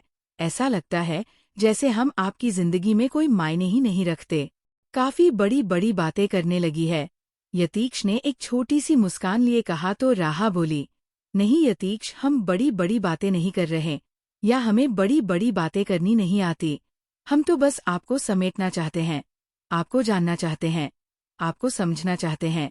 आप असलियत में हैं कौन? दुनिया के सामने इतने सख्त, हमेशा गुस्से में रहने वाला इंसान सोते वक्त रोता है, डर से पैनिक करने लगता है। हम तो बस आपके अंदर के उस छोटे यतीक्ष को देखना चाहते हैं। यतीक्ष खड़ा होता है और अपने शर्ट के ऊपर के 2 बटन्स लगाते हुए कहा, अतीत कभी किसी का पीछा नहीं छोड़ता रहा, वो काल की तरह पीछे पीछे चलता है। मैंने बहुत कोशिश किया अपने अतीत को भूलने की, लेकिन मेरा अतीत कभी मुझे चैन से जीने नहीं देगा। जिस दिन तुझे सच्चाई पता चलेगी, उस दिन तू मुझे हमेशा के लिए छोड़कर चली जाएगी, और शायद मुझसे नफरत भी करने लगे। यतीक्ष इतना कहकर जाने लगता है तो राहा उसके कलाई पकड़कर अपने तरफ खींचती है और उसे गले लगाकर बोली, ये ख्यालात अपने दिमाग से निकाल दीजिए कि हम कभी आपको छोड़कर जाने वाले हैं। समेट लूंगी यतीक्ष, आपको, आपके अतीत को, आपके हर दर्द को अपने दामन में समेट लूंगी। और नफरत, वो तो हम आपको कभी कर ही नहीं सकते। पता नहीं क्यों, राहा के इस बात पर यतीक्ष के चेहरे पर एक फीकी मुस्कान आ जाती है। वो प्यार से राहा के सर सहलाते हुए कहा, वो सब बातें तो बाद में करेंगे, अभी तो मुझे सिर्फ एक किस चाहिए, इन होठों के एहसास को जीना चाहता हूँ। यतीक्ष ने कहा तो राहा झेंप जाती है और पलकें झुका लेती है। यतीक्ष राहा के मुलायम होठों पर उंगली फिराने लगता है तो राहा के होंठ बुरी तरह कांपने लगते हैं। वो जोर से अपने सूट को दोनों हाथों से मुट्ठी में भर लेती है। यतीक्ष और राहा के होंठ आपस में मिल पाते उससे पहले ही हमारे आदि बाबू दरवाजे पर दस्तक देते हैं। आदि डोर नोक करते हुए कहा, भाई अगर रोमांस हो गया हो तो ऑफिस चलें, या बीवी को छोड़कर जाने का मन नहीं कर रहा, अगर ऐसी बात है तो सीईओ पोस्ट आप मुझे हैंडओवर कर दीजिए, उसके बाद दिन भर बीवी के साथ रोमांस करते रहियो। राहा यतीक्ष से दूर हो जाती है और हंसने लगती है। यतीक्ष सख्त आवाज में कहा, जिस कुर्सी पर मैं बैठता हूँ, पहले उस कुर्सी पर बैठने के लायक तो बन जा, उस दिन खुशी खुशी सीईओ पोस्ट तुझे हैंडओवर कर दूंगा। यतीक्ष ने कहा तो आदि मुंह बना लेता है। यतीक्ष फिर नाश्ते के प्लेट की तरफ देखकर कहा, ये प्लेट उठा, मैं नीचे डाइनिंग पर ही ब्रेकफास्ट करूंगा। राहा और यतीक्ष दोनों नीचे आ जाते हैं। राहा के चेहरे पर छाई लालिमा देखकर आदि उसे छेड़ते हुए कहा, ओए होए डॉट। वो आगे कुछ बोल पाता उससे पहले ही यतीक्ष गुस्से से कहा, एक शब्द और मेरा एक पंच तेरे दांत तोड़ने के लिए काफी है। बेचारा आदि मुंह लटका लेता है। राहा की नजर तिहू पर जाती है, जो अपने हाथ में कॉफी कप लिए ऊपर फ्लोर की तरफ जा रही थी। आप ये कॉफी किसके लिए लेकर जा रहे हैं तिहू? राहा ने तिहू के सामने आकर कहा तो तिहू बोली, आहान भाई ने कॉफी मंगवाया है, उनके लिए लेकर जा रही हूँ। राहा तिहू के हाथ से कप छुड़ाकर बोली, हम आहान भाई को कॉफी दे आते हैं, आप जाइए। ऑलराइट, तिहू ने कंधे ऊंचका कर कहा और वहां से चली जाती है। राहा की नजर कुकी पर जाती है, जो हॉल में दादा दादी और तनिष के साथ बैठकर बातें कर रही थी। दादी उसे प्रेगनेंसी के बारे में कुछ हिदायत दे रहे थे और कुकी गौर उनके हिदायत सुन रही थी। छोटू सा तनिष्क को कुछ समझ नहीं आ रहा था, इसीलिए वो सर पकड़कर बैठा था। कुकी दी, ये कॉफी आप अहान भाई को दे आएंगे प्लीज। राहा ने कुकी के तरफ कॉफी बढ़ाकर कहा। दरअसल हम ही दे आते, लेकिन यतीक्ष को ब्रेकफास्ट सर्व करना है। दादा दादी लिफ्ट से जा नहीं सकते, और इस उम्र में उन्हें बार बार सीढ़ियां चढ़ाना सही नहीं होगा। कोई बात नहीं छोटी, मैं दे आती हूँ, कुकी मुस्कुराते हुए बोली, और राहा के हाथ से कॉफी लेकर वहां से चली जाती है। राहा यतीक्ष को ब्रेकफास्ट सर्व करने लगती है। इधर कुकी लिफ्ट से होते हुए अहान के कमरे के सामने आकर खड़ी होती है। पता नहीं क्यों उसके कदम लड़खड़ा रहे थे। वो आज पहली बार अहान के कमरे में जा रही थी। हालांकि वो यहाँ रायजादा पैलेस में रहती थी, लेकिन अहान के कमरे में वो कभी नहीं गई थी। उसका दिल जोरों से धड़क रहा था, उसके हाथ पैर कांप रहे थे। वो खुद को मजबूत करके डोर नॉक करती है, लेकिन अंदर से कोई रिस्पॉन्स नहीं आती। 3-4 बार नॉक करने के बाद भी जब अंदर से कोई आवाज नहीं आती तो कुकी धीरे से दरवाजा खोलकर अंदर दाखिल होती है। कमरे को देखकर कुकी हैरान रह जाती है। आलीशान सा कमरा, जहां हर चीज सलीके से सेट करके रखा गया था। पूरे कमरे को blue and white colour combination से डेकोर किया गया था। कमरे के मिडिल एरिया पर एक किंग साइज बेड, थोड़े दूर पर आलीशान सोफा, एक तरफ बुक सेल्फ और स्टडी टेबल। दीवार पर बहुत सारे अहान के तस्वीरें लगे हुए थे, जिसमें कुछ जिम में एक्सरसाइज करते हुए, कुछ कार के साथ और कुछ तस्वीरें शर्टलेस होकर गिटार बजाते हुए। कुकी मुंह फाड़े ये सब देख ही रही थी कि उसके कान में अहान की आवाज आती है, जो बालकनी में खड़ा होकर फोन पर किसी से बात कर रहा था। कुकी समझ जाती है कि अहान बालकनी में है। अहान सर, आपके कॉफी। कुकी बालकनी के दरवाजे पर खड़ी होकर धीमी आवाज में बोली। वही रख दो। अहान का चेहरा दूसरी तरफ था। वो बिना पीछे मुड़े कहा। कुकी कॉफी टेबल पर कप रख के वहां से जाने लगती है। तभी अहान को कुकी के मौजूदगी की एहसास होती है। रुको। अहान ने तुरंत कॉल डिस्कनेक्ट करके कुकी की तरफ मुड़कर कहा। कुकी के चलते कदम रुक जाते हैं। अहान कुकी की तरफ बढ़ने लगता है तो कुकी कसकर अपने सूट को मुट्ठी में भर लेती है और वहां से जाने लगती है। कुकी, मैं तुमसे बात कर रहा हूँ। Got the myth, stop. Ahaan ने थोड़े तेज आवाज में कहा तो कुकी दौड़ते हुए रूम से बाहर जाने लगती है। अहान तुरंत रिमोट उठाता है और रिमोट कंट्रोल से दरवाजा लॉक कर देता है। ये दरवाजा तब खुलेगा जब तुम मुझसे बात करोगे कुकी, समझे? अहान ने गुस्से से कहा और कुकी की तरफ बढ़ने लगता है। मैं अपने बच्चे के कातिल से हरगिज बात नहीं करूंगी, कुकी चिल्लाते हुए बिना पीछे मुड़े कहा। अहान के पैर जैसे जम जाते हैं। अहान झट से कुकी को अपने तरफ पलटकर उसके बाजू पकड़कर कहा, सीरियसली, तुम्हें लगता है कि मैं तुम्हारे बच्चे को मारना चाहता हूँ? मैं अपने ही खून को जान से मारना चाहता हूँ कुकी? मुझे लगता नहीं है अहान सर, मैं कन्फर्म हूँ, कुकी भी उसी लहजे में बोली। अहान के चेहरे पर एक तंज भरी मुस्कान आ जाती है।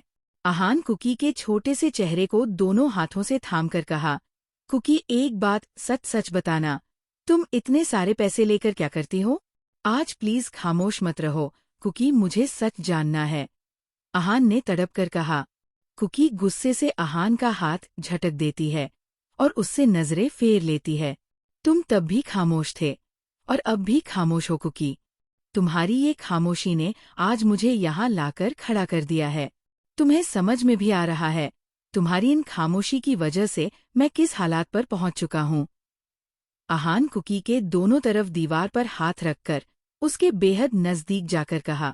कुकी तंज भरी मुस्कान लिए बोली, मैंने जितने भी पैसे आपसे लिए हैं वो सब मेरे हक के थे। मैंने फोकट में आपसे पैसे नहीं लिए। उसके बदले मैंने खुद को आपको सौंपा है। हर रात आपके फिजिकल नीड को कंप्लीट किया है, आपको प्लेजर दिया है। और रही बात मैं उन पैसों का क्या करती तो वो आपको जानने की जरूरत नहीं है। हमारा रिश्ता सिर्फ समझौते तक था। ना मुझे आपके तरस चाहिए, ना सिंपैथी और ना ही कोई एहसान। कुकी गुस्से से अहान को पीछे धकेल देती है और रिमोट उठाकर दरवाजा खोलने लगती है। तुम्हारे भाई को ब्लड कैंसर है ना कुकी? आहान ने कहा तो कुकी हैरान रह जाती है। आहान कुकी के तरफ बढ़ते हुए कहा, हाँ कुकी, मुझे पता चल चुका है। मुझे सब कुछ पता चल चुका है। गिर चुका हूँ मैं अपनी नज़रों में, नहीं मिला पा रहा हूँ मैं खुद से नज़रें कुकी। तुम्हारे भाई को कैंसर, तुम्हारी मजबूरी, बेबसी। आहान इतना ही कहा था कि कुकी के चेहरे पर एक कशिश भरी मुस्कान आ जाती है। वो गुस्से से झट से आहान के कॉलर पकड़कर बोली, अरे वाह, बहुत जल्द सच पता कर लिया आपने। बहुत बड़ा एहसान कर लिया मुझ पर सच पता करके। समझ क्या रखा है आपने हमें? खिलौना नहीं है हम जो एक बार दिल बहलाकर फेंक दिया और जब दोबारा मन किया तो वापस से दिल लगी कर ली। अपने अंदर की भूख बढ़ गई है या मेरे जिस्म की तलब खत्म नहीं हो रही। कुकी के आंखों से आंसू छलक आए। वो बेरहमी से अपने आंसू साफ करते हुए बोली, मैंने एक ही मर्द को अपना सब कुछ सौंपा है। सिर्फ आपके साथ हमारी सारी रात गुजरी है, लेकिन आप हमारे साथ क्या करते हैं? हमसे प्यार का झूठा दावा करते हैं, हक जताते हैं, और जब बात हमारे हक की आई तो सारे हक किसी और के दामन में डाल दिए। तान्या मैम ने बस एक ही बार कहा कि वो बच्चा आपका है और आपने भरोसा कर लिया। और हम चिल्ला चिल्ला कर बोल रहे थे कि ये बच्चा आपका है। आपको एक पल नहीं लगा हमें अपने पूरे परिवार के सामने नीचे गिराने को। और अब क्या उखाड़ लेंगे आप हमारा सच जानकर? आपको कीमत चुकानी होगी आहान सर, बहुत बड़ी कीमत चुकानी होगी। आप जारी रखिए अपना ये झूठा दिखावा और ढोंग, और हम दिखाते हैं आपको अपनी नफरत। बहुत शौक है ना आपको हमारे दिल के साथ खेलने का, आपका शौक हम पूरा करेंगे अब। कुकी कुछ पल खामोशी से आहान को देखती रही। उसकी आंखों में एक तूफान उमड़ आया था। टुकड़ों टुकड़ों में बंटा हर मंजर आंखों के सामने आग की तरह जल रही थी। कतरा कतरा उन दो नशीली आंखों से कड़वाहट सामने आने लगी थी। दर्द तो नहीं था, लेकिन नफरत अपनी जड़ें जमा रही थी। चेहरे पर गुस्सा और कड़वाहट पसरने लगी थी। हमने आपसे प्यार नहीं मांगा, लेकिन ऑफिस में आपने हमें प्यार का एहसास दिलाया और दूसरे ही पल उसे जर्रे जर्रे में बांट दिया। आपने कहा हम आपके प्यार को एक मौका दे, और हम बेवकूफ आपके दर्द देने के एक नए बहाने को प्यार समझ बैठे। कुकी आहान के पास जाती है और उसकी आंखों में अपनी कड़वाहट भरी नजरों से देखते हुए बोली, सिर्फ बेवफाई होती तो लड़ झगड़ कर फिर भी माफ कर देते, पर हमें तो जिंदा मौत दी गई थी। आपके कानों तक कभी नहीं पहुंची हमारी वो तड़प भरी करटे। आपकी आंखों में कभी नहीं दिखी हमारी वो बेबसी भरी आंसू। आपकी इन दो पत्थराई नैन में कभी नहीं दिखी बेडशीट पर लगा वो खून के धब्बे, बाथटब पर बह गया वो खून जो हमारी वर्जिन होने की गवाह दे रहे थे। माना प्यार नहीं था, नफरत थी, रिश्ता नहीं था, समझौता था, लेकिन आपकी आंखों में सिर्फ एक चीज दिखी, और वो है पैसा जो हम आपसे लिया करते थे। कुकी थोड़ा मुस्कुरा कर बोली, चलो भाई हमने आपको माफ कर दिया। चार दीवार के अंदर हमारी इज्जत लूट गई तो क्या हुआ, लेकिन इस बात की तो तसल्ली थी कि एक ही मर्द के सामने हम बेलिबाश हुए हैं। लेकिन इस बात की आप क्या गवाही देंगे, आहान सर की चार दीवार के बाहर भी हमारी इज्जत लूटी गई। आपके साथ साथ आपके दोस्त ने भी हमें बेलिबास किया, हमारे साथ अपनी भूख मिटाया। कुकी इतना ही कहा था कि आहान झट से उसे गले लगाकर कहा, Cookie shut up, just shut up. Karan ने तुम्हारे साथ कुछ नहीं किया था, उसने तुम्हें बेलिबास तो क्या हाथ तक नहीं लगा पाया था। कुकी जोर से अपने निचले होंठ को दांतों तले भींच लेती है। होंठ पर मुस्कान और आंखों से आंसुओं के लहर दौड़ आते हैं। आहान जोर से कुकी को अपने बाहों में भरकर कहा, मुझे नहीं पता था कुकी, नहीं जानता था मैं कि तुम इन हालातों से गुजर रही हो। मैंने बहुत बार तुम्हें पूछा भी था कि तुम्हें पैसों की जरूरत क्यों है, तुम हर बार खामोश रहें। मुझे लगा तुम एक गिरी हुई लड़की हो जो पैसों के लिए कुछ भी कर गुजरती है। स्वेयर ऑन गॉड कुकी, पता होता तो मैं तुम्हारे साथ ये सब कभी नहीं करता। आहान देखता है कि कुकी कोई रिस्पॉन्स नहीं दे रही, ना ही खुद को छुड़ाने की कोशिश कर रही थी। आहान देखता है कि कुकी कोई रिस्पॉन्स नहीं दे रही, ना ही खुद को छुड़ाने की कोशिश कर रही थी। वो तो बेसहारा सी आहान की बाहों में झूल गई थी। उसके दोनों हाथ आहान के शर्ट के कोने को पकड़े हुए थे। आहान और कसकर कुकी को गले लगाते हुए कहा, मुझे नहीं पता कुकी, मैं किस मुंह से तुम्हें माफी मांगू। क्या कहकर मैं तुम्हें सहारा दूं? अगर मैं तुम्हारी मदद करना चाहा भी तो तुम कहोगे कि मैं गिल्ट में ये सब कर रहा हूँ। जनता हूँ, माफी मांग लेने भर से गलती छोटी नहीं हो जाती कुकी, और मैंने तो गुनाह किया है। तुम्हें तकलीफ पहुंचाया मैंने, तुम्हारे दर्द की वजह बना हूँ मैं। मुझे मंजूर है तुम्हारा गुस्सा, तुम्हारी नाराजगी और तुम्हारी नफरत। कुकी फपक कर रो पड़ती है। उसके आंखों से आंसू उछलकर आहान के कंधे को भिगो रहे थे। कुकी फूट फूट कर रोते हुए बोली, आप बेदर्द हुआ करते थे सर, हमेशा मुझे मौत के करीब लाकर छोड़ देते थे। फिर भी मैंने आपको कभी नफरत नहीं किया। मैं तो सोचती थी आप आसमान से आए, वो फरिश्ता है जो मेरे मंकी के जिस्म में जान डालते हैं। आहान के दिल में एक तेज टीस चुभता हुआ महसूस हो रहा था। उसकी पूरी बॉडी सुन पड़ चुकी थी। कब से वो जो खुद को हिम्मत देने की कोशिश कर रहा था, अब उसकी हिम्मत दाद दे चुकी थी। उसमें हिम्मत नहीं बची थी कुकी के दर्द सुनने के लिए। कुकी अपना दोनों हाथ आहान के गर्दन पर कसते हुए बोली, बहुत एहसान कर लिया आपने सर, अब एक मेहरबानी भी कर लीजिए। इस टूटे हुए रिश्ते को जोड़ने की कोशिश मत कीजिए। मुझे मेरी हालात में छोड़ दीजिए। आपका ये चेहरा मेरे तकलीफ को कुरेदता है। आपकी मौजूदगी से मेरी रूह कांपती है। वैसे भी सच्चाई तो आपको पता चल ही चुका है। हर सिक्के के दो पहलू होते हैं। आहान सर, आप हमें भूल जाइए। समझ लीजिए आप अनजाने में ही सही एक छोटे से बच्चे की जान बचाई है। आहान कुकी के आंसू से भीगी आंखों को देखता है और उसके कांपते हुए होठों को। आहान कुकी के बालों में अपना हाथ उलझाकर उसके चेहरे को अपने चेहरे के बेहद नजदीक ले आता है और अपना लब उसके लबों से जोड़ देता है और अपनी आंखें बंद कर लेता है। कुकी को जैसे ही अपने होठों पर आहान का होंठ महसूस होता है, कुकी गुस्से से उसे पीछे धकेल देती है और चिल्लाते हुए बोली, आप अपनी हरकतों से कभी बाज नहीं आएंगे ना सर, आप कभी नहीं सुधर सकते। आप कल भी मुझे गलत समझते थे और अब भी मुझे गलत समझ रहे हैं। आपकी पैदाइश ही मुझे गलत समझने के लिए हुआ है, राक्षस कहीं के। कुकी अपने आंखों के किनारे साफ करते हुए दौड़ते हुए वहां चली जाती है। हालांकि कुकी ने इतनी भी ताकत लगाकर नहीं झटका था, पर इस वक्त आहान कुछ इस कदर कमजोर हो चुका था जैसे किसी ने उसके जिस्म से रूह नोच लिया हो। उस झटकन से वो खुद को संभाल नहीं पाता और लड़खड़ाकर बेड पर गिर जाता है और बिल्कुल बिखरा हुआ सा कुकी को जाते हुए देखने लगता है। इधर राहा हॉल में तो थी, लेकिन उसकी नजरें टकटकी लगाकर सीढ़ियों की तरफ देख रही थी। उसने जानबूझकर कुकी को आहान के कमरे में भेजा था ताकि वो दोनों आपस में बात करके दोनों के बीच जो भी गलतफहमी है दूर कर सके। लेकिन उस मासूम को कहाँ पता था, कुछ रिश्ते इस तरह से उलझ जाते हैं कि उनका सुलझना नामुमकिन है। हर रिश्ता रेशम के धागे की तरह होते हैं, बेहद नाजुक। एक बार टूट जाए तो दोबारा जोड़ पाना नामुमकिन है। बस नतीजा वक्त के हाथों से तय होता है। इधर कुकी जब आहान के कमरे से बाहर निकलती है तो जोर से किसी से टकरा जाती है। कुकी नीचे गिरती उससे पहले ही दो मजबूत हाथ उसके बाहें को थाम लेते हैं। कुकी सामने देखती है तो सामने आदि मुस्कुराते हुए खड़ा था। ओह थैंक यू सर, कुकी गहरी सांस लेते हुए बोली।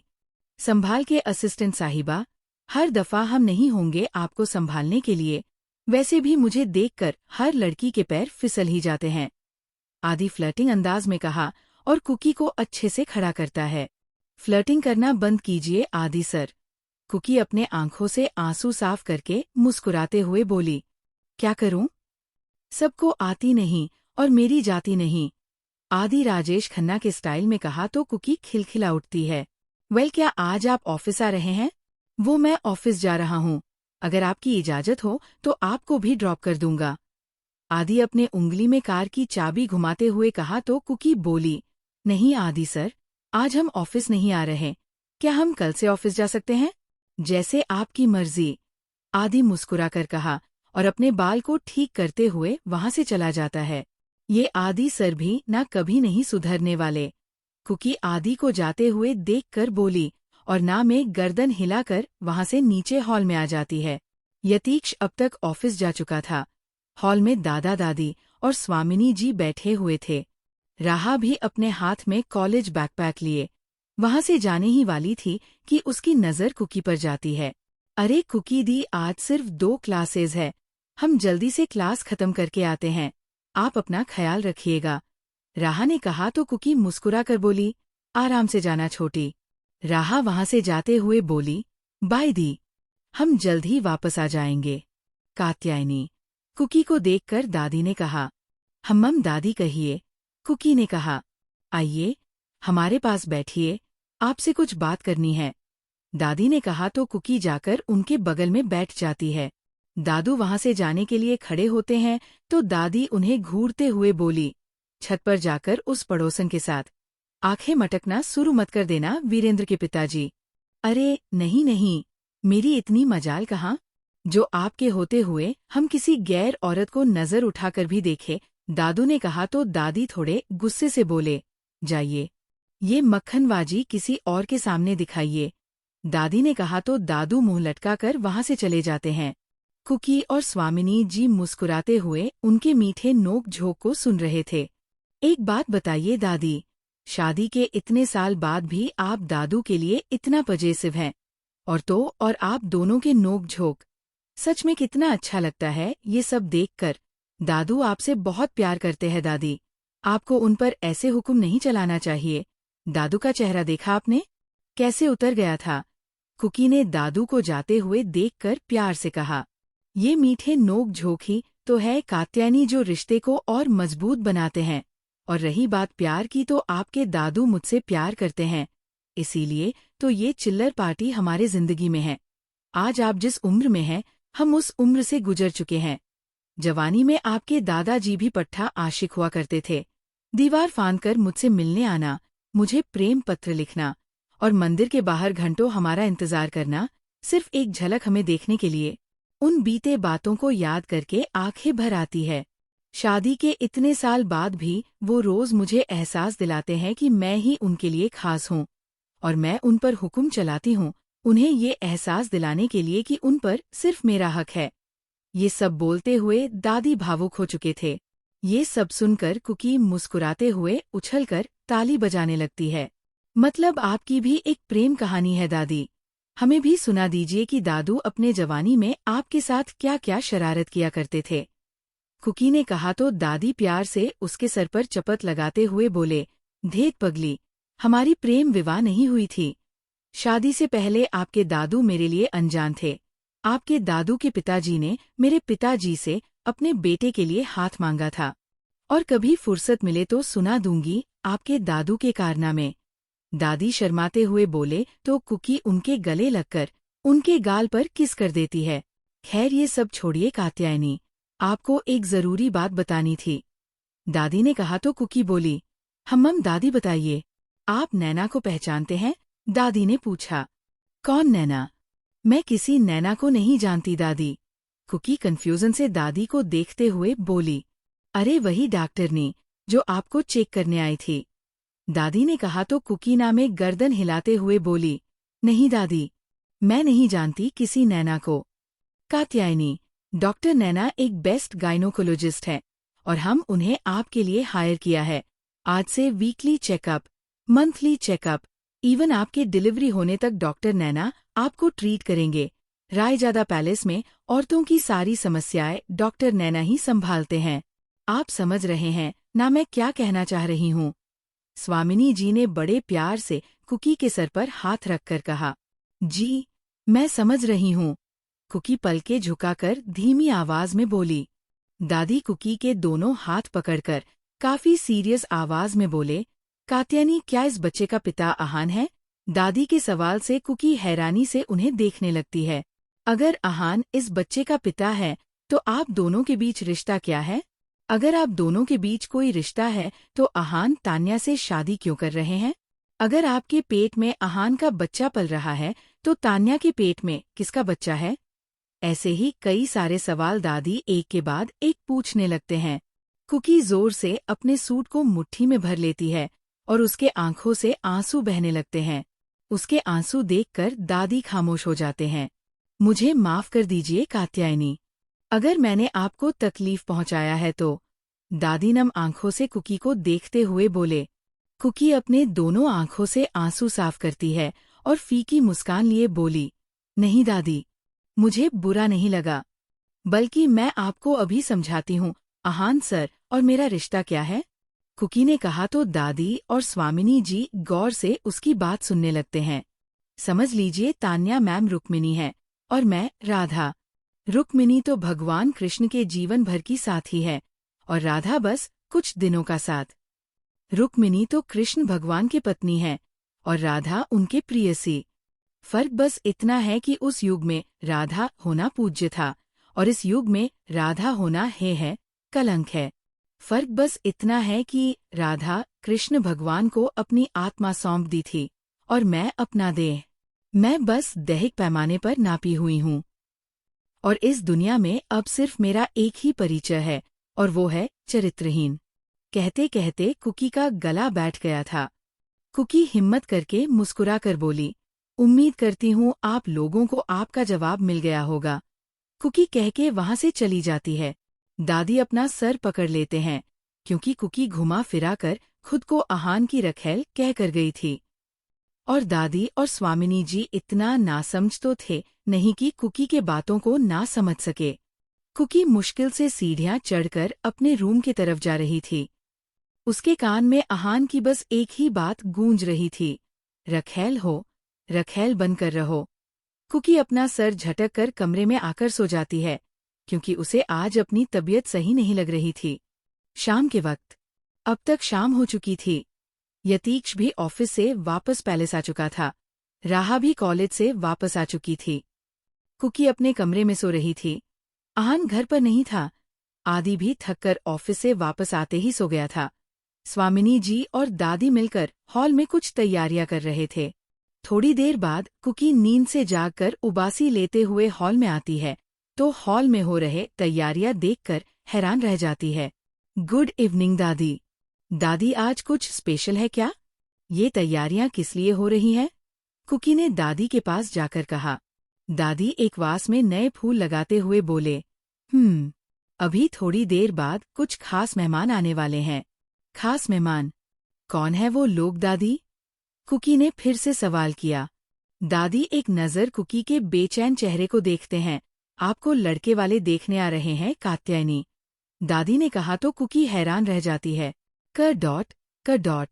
क्या? कुकी अपनी आंखें बड़ी बड़ी करके बोली। उसका मुंह खुल गया था। यही कि थोड़ी देर बाद लड़के वाले आपको देखने आ रहे हैं, दादी ने धीमी आवाज में कहा। कुकी के पैरों तले जैसे जमीन खिसक गई थी। यतीक्ष सर कहाँ है? कुकी के मुंह से बस इतना ही निकला। अपने कमरे में होंगे, दादी ने कहा। क्या उन्हें इन सब के बारे में पता है? कुकी ने पूछा। यतीक्ष ने ही तो ऑर्डर दिया है ये सब तैयारियां करने के लिए, दादी ने कहा। कुकी और कुछ कहे बिना दौड़ते हुए सीढ़ियां चढ़कर ऊपर आ जाती है और यतीक्ष के कमरे के सामने आकर झट से दरवाजा खोलकर दनदनाते हुए अंदर घुस जाती है। कुकी देखती है कि रूम में कोई नहीं है। वो बालकनी में चेक करती है तो बालकनी में पड़े काउच पर यतीक्ष एक के ऊपर दूसरा पैर रखकर कोई फाइल पढ़ रहा था और उस पर सिग्नेचर कर रहा था। उसके भाव इस वक्त सख्त थे। ये सब क्या है यतीक्ष सर? कुकी यतीक्ष के सामने जाकर लगभग चिल्लाते हुए बोली। यतीक्ष अपना ध्यान फाइल से हटाकर एक नज़र घूरकर कुकी को देखता है तो कुकी असहज हो जाती है। यतीक्ष को जवाब ना देते हुए देखकर कुकी फिर से चिल्लाकर बोली, आप खुद को समझते क्या है यतीक्ष सर? पैसों से आप किसी के जिंदगी को खरीद नहीं सकते। आपकी हिम्मत कैसे हुई मेरी जिंदगी का फैसला लेने की? शादी जैसे बड़े डिसीजन को आपने इतनी आसानी से ले लिया। एक बार भी मेरी मर्जी जानना आपको जरूरी नहीं लगा। आपने एक बार भी नहीं पूछा मैं क्या चाहती हूँ, मेरी रजा क्या है।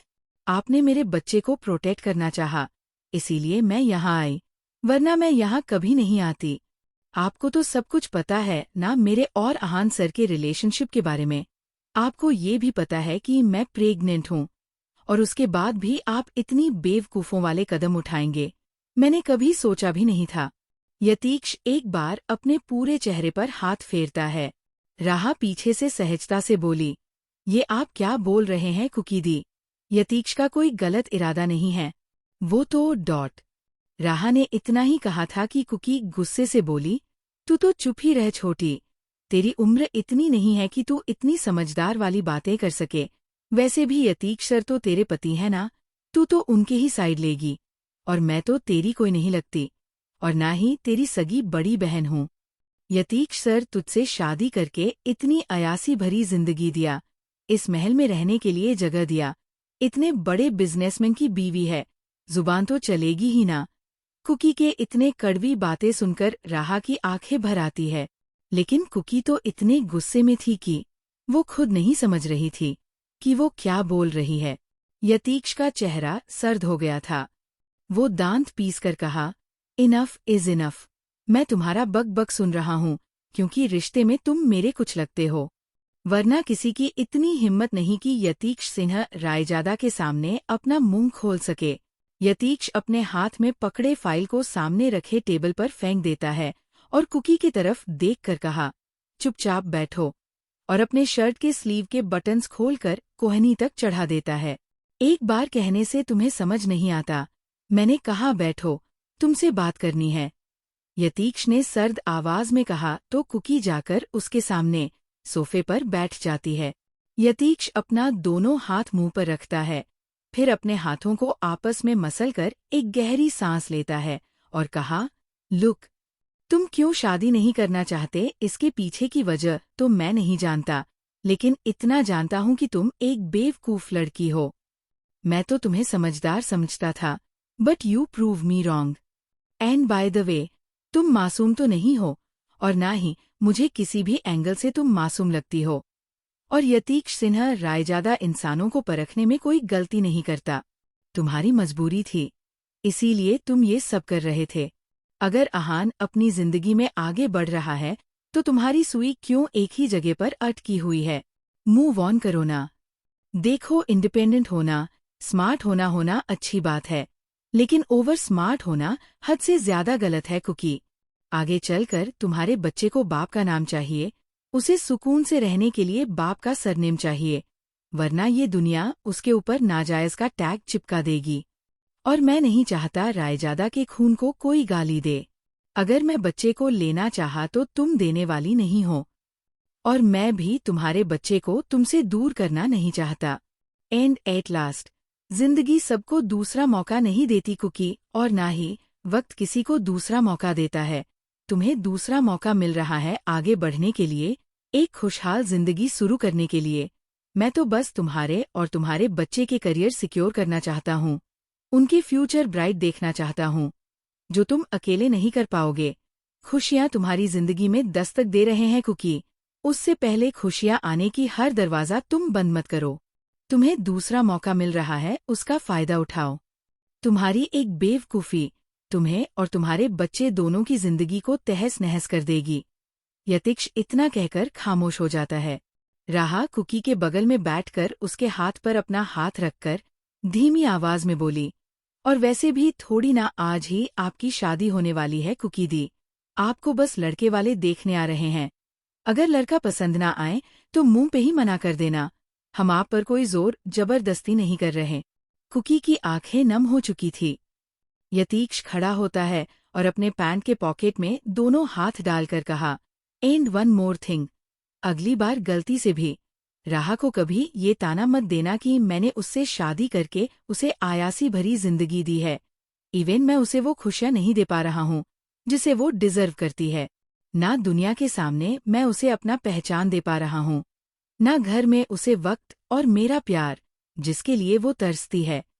कुकी अपना सर झुका लेती है और यतीक्ष वहां से चला जाता है।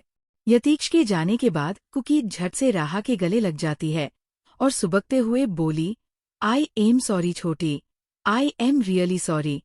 मुझे तुझे ये सब नहीं कहना चाहिए था। राहा कुकी के सर सहलाते हुए बोली, कोई बात नहीं कुकी दी, हमें आपके किसी भी बात का बुरा नहीं लगा, और वैसे भी हम यतीक्ष के साथ ऐसी भरी जिंदगी जीने के लिए नहीं हैं, और ना ही उनके दौलत पर हमारी कोई दिलचस्पी है। हमें तो बस जिंदगी के हर मोड़ पर उनका साथ चाहिए। यतीक्ष की बस एक ही बुरी आदत है, और वो है हर सही चीज को गलत तरीके से करना। कुछ अच्छा करे भी तो उसे जताते नहीं है, और इसी वजह से वो सबकी नज़रों में बुरा बन जाते हैं। वो हमेशा कहते हैं कि वो हमें वो खुशियाँ नहीं दे पा रहे जिसे हम डिजर्व करते हैं, लेकिन उन्हें नहीं पता उनके मौजूदगी का एहसास ही काफ़ी है हमें खुश करने के लिए। राहा ने कहा तो कुकी के चेहरे पर एक मुस्कान खिल जाती है। कितने अच्छे से समझते हो तुम दोनों एक दूसरे को। दुआ करूंगी कि तुम दोनों एक दूसरे से अलग ना हो। कुकी ने कहा तो राहा धीमी आवाज में बोली, उनसे अलग होकर तो हम जी ही नहीं पाएंगे। खैर ये सब छोड़िए, चलिए हम आपको तैयार कर देते हैं। कुकी नम आंखों से हमें गर्दन हिला देती है। थोड़ी देर बाद हॉल में इस वक्त सभी मौजूद थे, क्योंकि मेहमानों के आने का वक्त हो गया था। तभी पैलेस का डोर बेल बजता है। शंभू काका दरवाजा खोलने जाते हैं तो राहा उन्हें रोकते हुए बोली, आप रहने दीजिए शंभू काका, हम देखते हैं। जी मैडम, शंभू काका ने कहा और वहां से चले जाते हैं। राहा जाकर पैलेस का मैन डोर ओपन करती है तो देखती है कि सामने एक औरत, एक बूढ़ी औरत, एक लड़का और उसके बगल में एक लड़की खड़ी थी। हे राहा कैसी हो? उस लड़के ने मुस्कुराकर पूछा तो इस पर राहा ने जवाब दिया, हम ठीक हैं अश्विक भाई, आप कैसे हैं? अंदर आइए ना। राहा ने कहा तो सब हॉल में आ जाते हैं।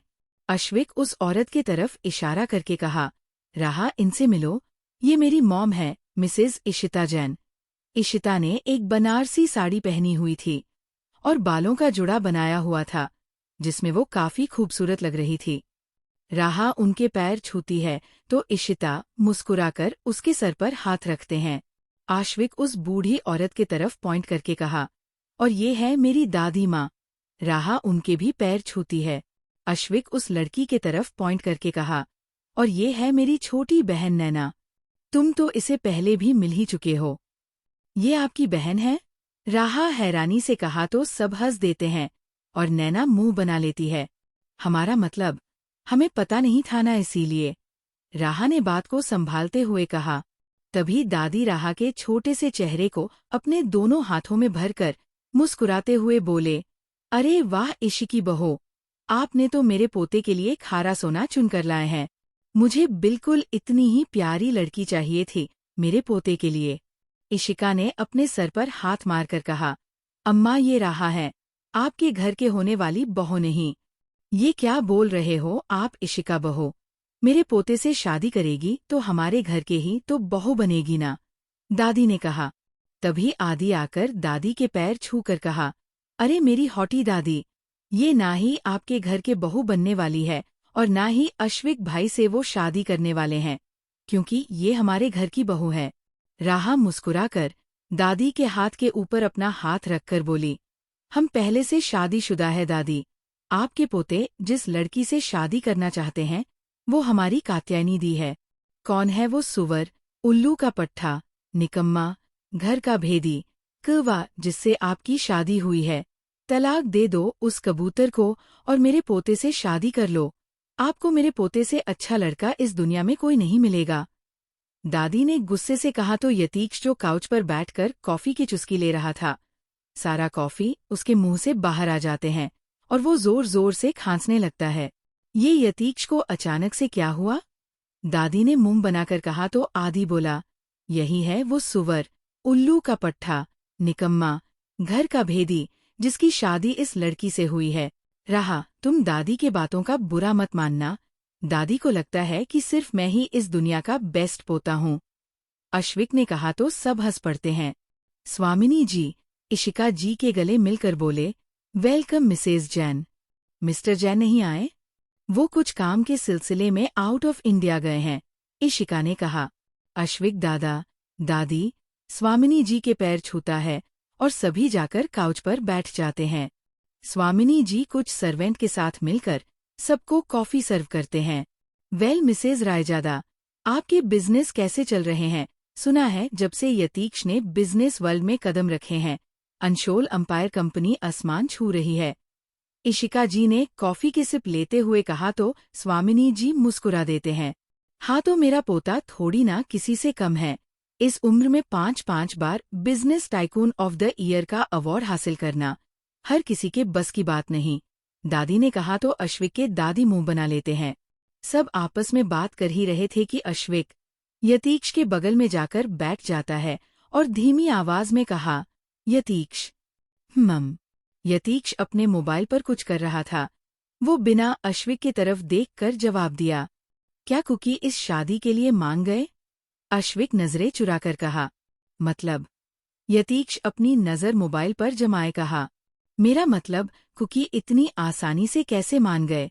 तूने उनके साथ कोई जोर जबरदस्ती तो नहीं किया या उन्हें धमकाया तो नहीं? अश्विक सीरियस आवाज में कहा। यतीक्ष उसे एक नजर घूर कर देखता है और बिना किसी भाव के कहा, इसकी जरूरत ही नहीं पड़ी। मैंने बस उसे प्रॉफिट और लॉस समझाया। समझदार है, मान गई। इधर नैना कब से यतीक्ष को घूर घूर कर चोर नजरों से देख रही थी, जिसे नोटिस करके तीहू राहा के कान में धीमी आवाज में बोली, भाभी। मम। राहा ने कहा, आपकी शादी खतरे में है, अपने सैया जी को संभाल लीजिए, वरना अपनी कुकी दी को सेट करने के चक्कर में आपकी सैया किसी और के साथ सेट ना हो जाए। आप मेरी प्यार सी भाभी हैं, इसीलिए पहले से वार्न कर रही हूँ। इस नैना से मुझे अच्छे वाइब्स नहीं आ रही, तीहू ने कहा। राहा एक नजर यतीक्ष को देखती है, जो आश्विक से बात करने में बिजी था। वो नजर उठाकर एक नजर नैना को देख तक नहीं रहा था। राहा प्यारी सी मुस्कान लिए बोली, कुछ भी कहो, इस खड़ूस में एटीट्यूड बहुत है। तभी राहा ने सबके सामने आकर कहा, आप लोग बात कीजिए, हम कुकी दी को लेकर आते हैं। राहा वहां से चली जाती है।